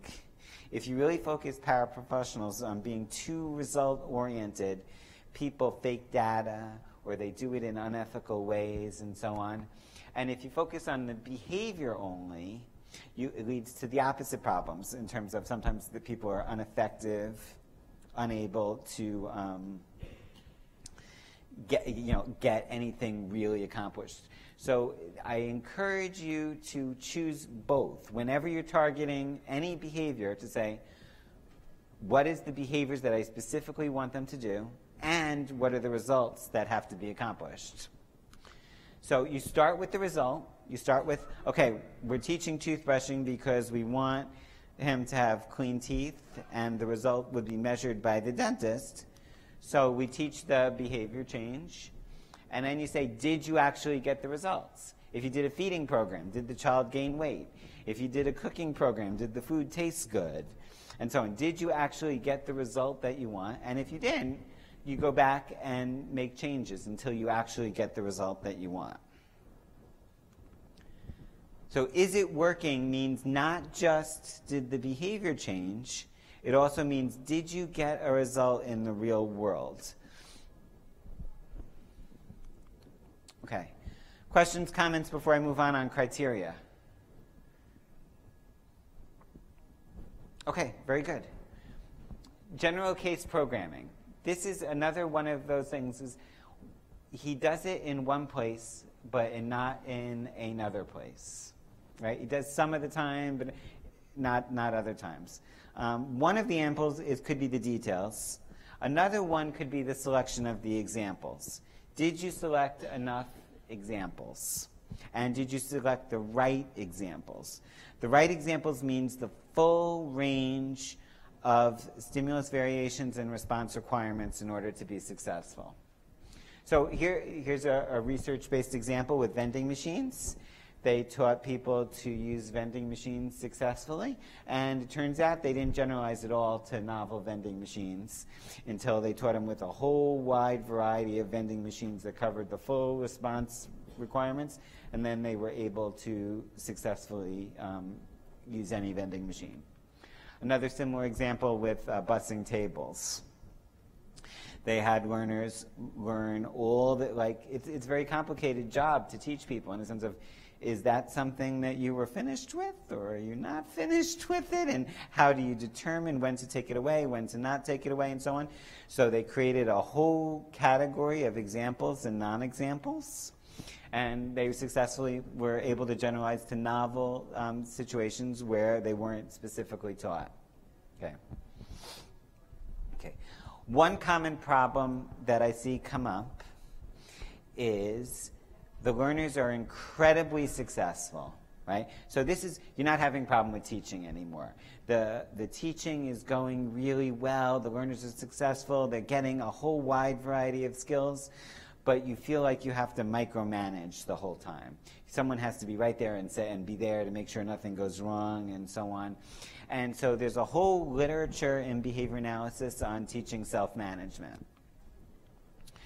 Self-management starts with self-awareness. There's a difference between doing the behavior and being aware that you're doing the behavior in that moment. And the way we do that is we teach people to self-record.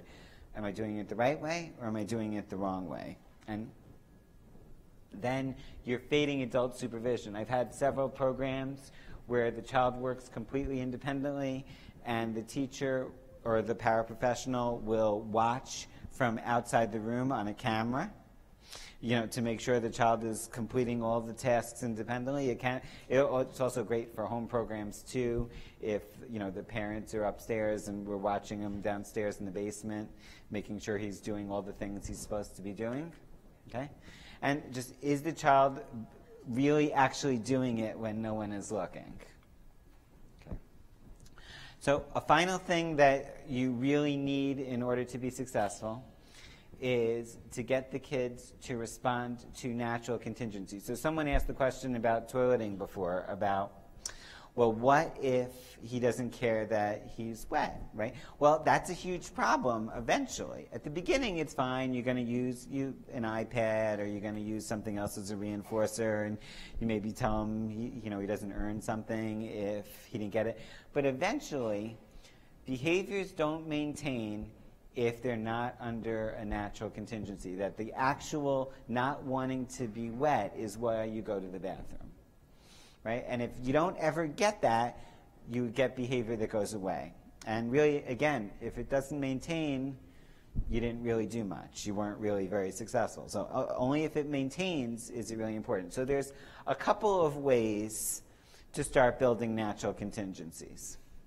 One of the most common ways of building a natural contingency is showing someone else to get the attention. So if you can get the learner to say, look, I cleaned up. Look, I put on my shirt on myself. Look, I got the sneakers on myself. And the teacher says, wow, that's great. You really did that yourself.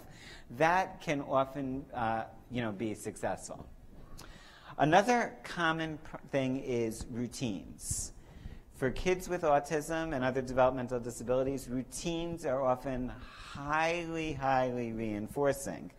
Now, we want the learners to be flexible. A common goal is also to be flexible. But certain skills, it's kind of useful to have a routine. And the routine itself can become the reinforcer. So, for example, I had a learner that was a little bit overweight, and the parents wanted an exercise program. They wanted them to and so they developed a program. The teacher or the paraprofessional was taking him to the gym, like an outside gym, and we started, and it was awful. It was absolutely awful at the beginning. The learner hated it. He absolutely hated it. And, you had to really convince him to do it, and we eventually had to go to a private place because, he was making noises and stuff. He didn't like it, and the parents were insisting, he's gaining weight. The doctor says he has to have an exercise program. And fine, so we did it, but then 6 months later, he got in the routine of doing the exercise program, and he loved it. He absolutely loved it. And he would work for the opportunity to go to the gym and do his whole workout routine, and he knew how to use all the different machines at that point and so on. And he started to be a huge reinforcer. So making it a routine can sometimes become a natural contingency. Okay, so here's a couple of last-minute tips, planning tips. Before you do anything, so you're ready to do an intervention. You're going to do toilet training. You're going to do feeding. You're going to go to a job site. Ask the 3 yes, but questions. And the 3 yes, but questions are, 1, yes, it's a good idea, but the plan is not sufficient to meet the objective. That we should definitely teach feeding. Oh, yeah, we should definitely teach toileting. But your plan isn't sufficient. And this could be anything from the learner doesn't have the right skills, you don't have enough materials prepared, you don't have a good reinforcer to use. Really preparing and making sure that you have everything you need in order to be successful. The second yes, but plan is, yes, it's a good idea, but it's going to cause all of these other negative things to happen. So, for example, I had one learner that we taught to shop independently. When his mom called me, he was 23, 24, and he had a job, and he would go cash his paycheck at the grocery store. And he cashed his paycheck, and he spent the entire paycheck on candy and soda, and ate it all before he only had to walk like 2 blocks to get home, and he ate the entire thing before he got home. I've seen people do stranger danger and then have kids afraid of any new people, any new person that comes in. So you have to think through, before you do interventions, is there negative effects that are possible or likely based on these? Okay. Yes, it's a good idea, but there are obstacles that are going to prevent me from implementing it. And I think this is a really big one in public schools. And I made a little fun of some of this. But things like, can you get the consent? Can you get materials prepared? Can you get the staff trained? Can you get all the materials you need? Can you get the iPad app downloaded? Can you get the technology person to allow you to put it on the iPad even if you pay with it with your own money? It can be very, very challenging to get all of that stuff done. And I think it's worth it to try and work through these problems before you get in the middle of it and then just not be successful because you weren't prepared. Okay. So if it's not working, we'd like to know why not. So someone gave the example of a toilet training program that was successful, and then all of a sudden it's not, right? And so I'm going to go through a couple of the most common things that can go wrong for troubleshooting. So I have what I call the 5 questions, the 5 troubleshooting questions to get you started on, if it went wrong, why did it go wrong? The first most common thing I would say is the kids just absolutely have no idea what your expectations are.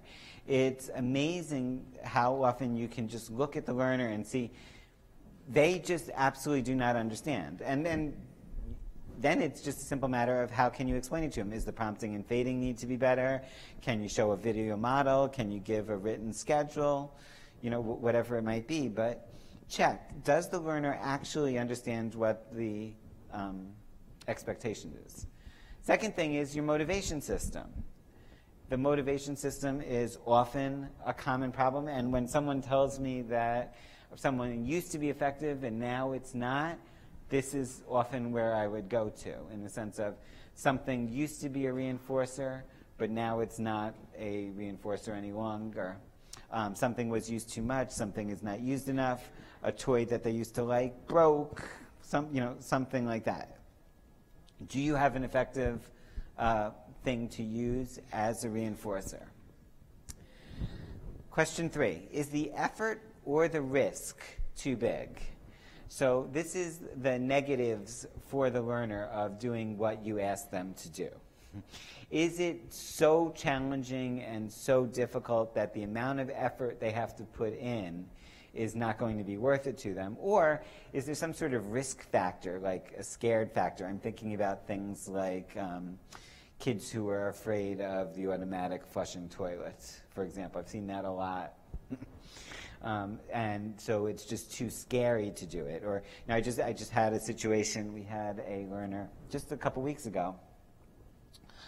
Learner hasn't had a problem behavior in, months and months and months, and all of a sudden there was a major tantrum, a major problem, and it had to do with just the summer. They went outside in summer school, and he's scared to death of bugs.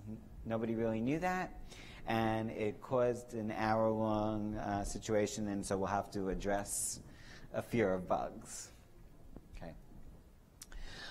In addition to the motivation system being wrong is what we call upside-down contingencies.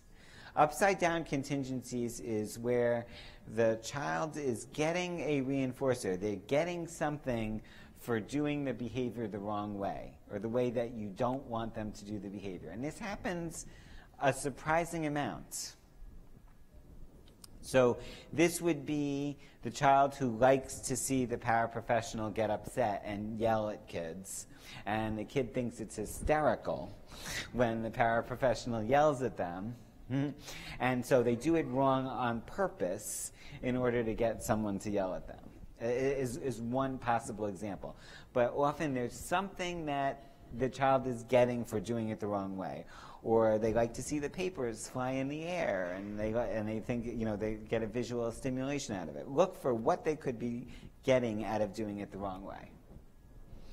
And finally, is there an effective error correction procedure? When the child's doing it wrong, what are you doing? Are they getting the feedback that they need to really improve in the future? Okay, let me break for a second. Does anyone want to talk about troubleshooting or yes buts? Okay, very good. So, Poogie. Mm-hmm. I like the word Poogie. It rhymes with cooties. Poogie is what I think your goal should be as a teacher or a behavior analyst. What you want to do is, no matter where you are, you can always get dramatically better. There's always room for huge improvements in performance if you're constantly trying to get better. How many people who are teachers or behavior analysts, how many people have 5 or more years experience? Okay. And how many people less than 5 years? Okay, a bunch. So the research on doctors, a whole variety of professionals show that if you have less than 5 years experience, you tend to get really significantly better every year in your first 5 years. Most people get really significantly better in their first 5 years. But by their 6th year, people not everybody, of course, but on average, people stop growing and getting better. Once you've sort of gotten in your routine, and this is the way I do things, and so on, and you probably got a lot better than you were your first year teaching or your first year as a behavior analyst. But later on, you get sort of in a routine, and you tend to not improve. And the way to improve is to get feedback, to practice, because you can improve dramatically after 5 years, but we tend not to. We tend to get stuck in routines, and so I really encourage everybody to Poogie, to constantly be working on your Poogie. And if you remember nothing else, I hope you remember the Poogie. That's what you should be focused on. Feel free to comment. There's my email address. I really liked in previous years, I got emails from all over the world, really, from people who commented and gave suggestions and helped me Poogie in the future. Because one thing about this conference is that they ask you to fill out that evaluation, but they never tell me. And I'm always like, well, what did people think? What can I Poogie to get better in the future? Nobody tells me what they actually say when you fill out those things. Fill them out, and I'll nag them again to let me know what I can do better. Thank you.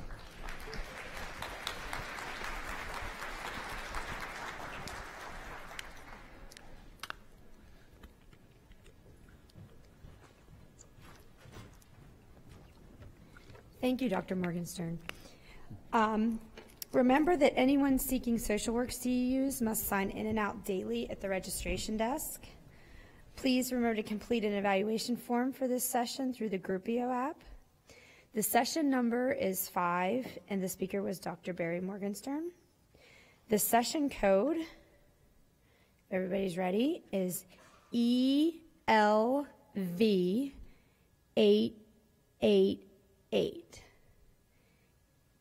Anybody need that repeated? No. All right. One more time. ELV888. Okay. Thank you. Have a good afternoon.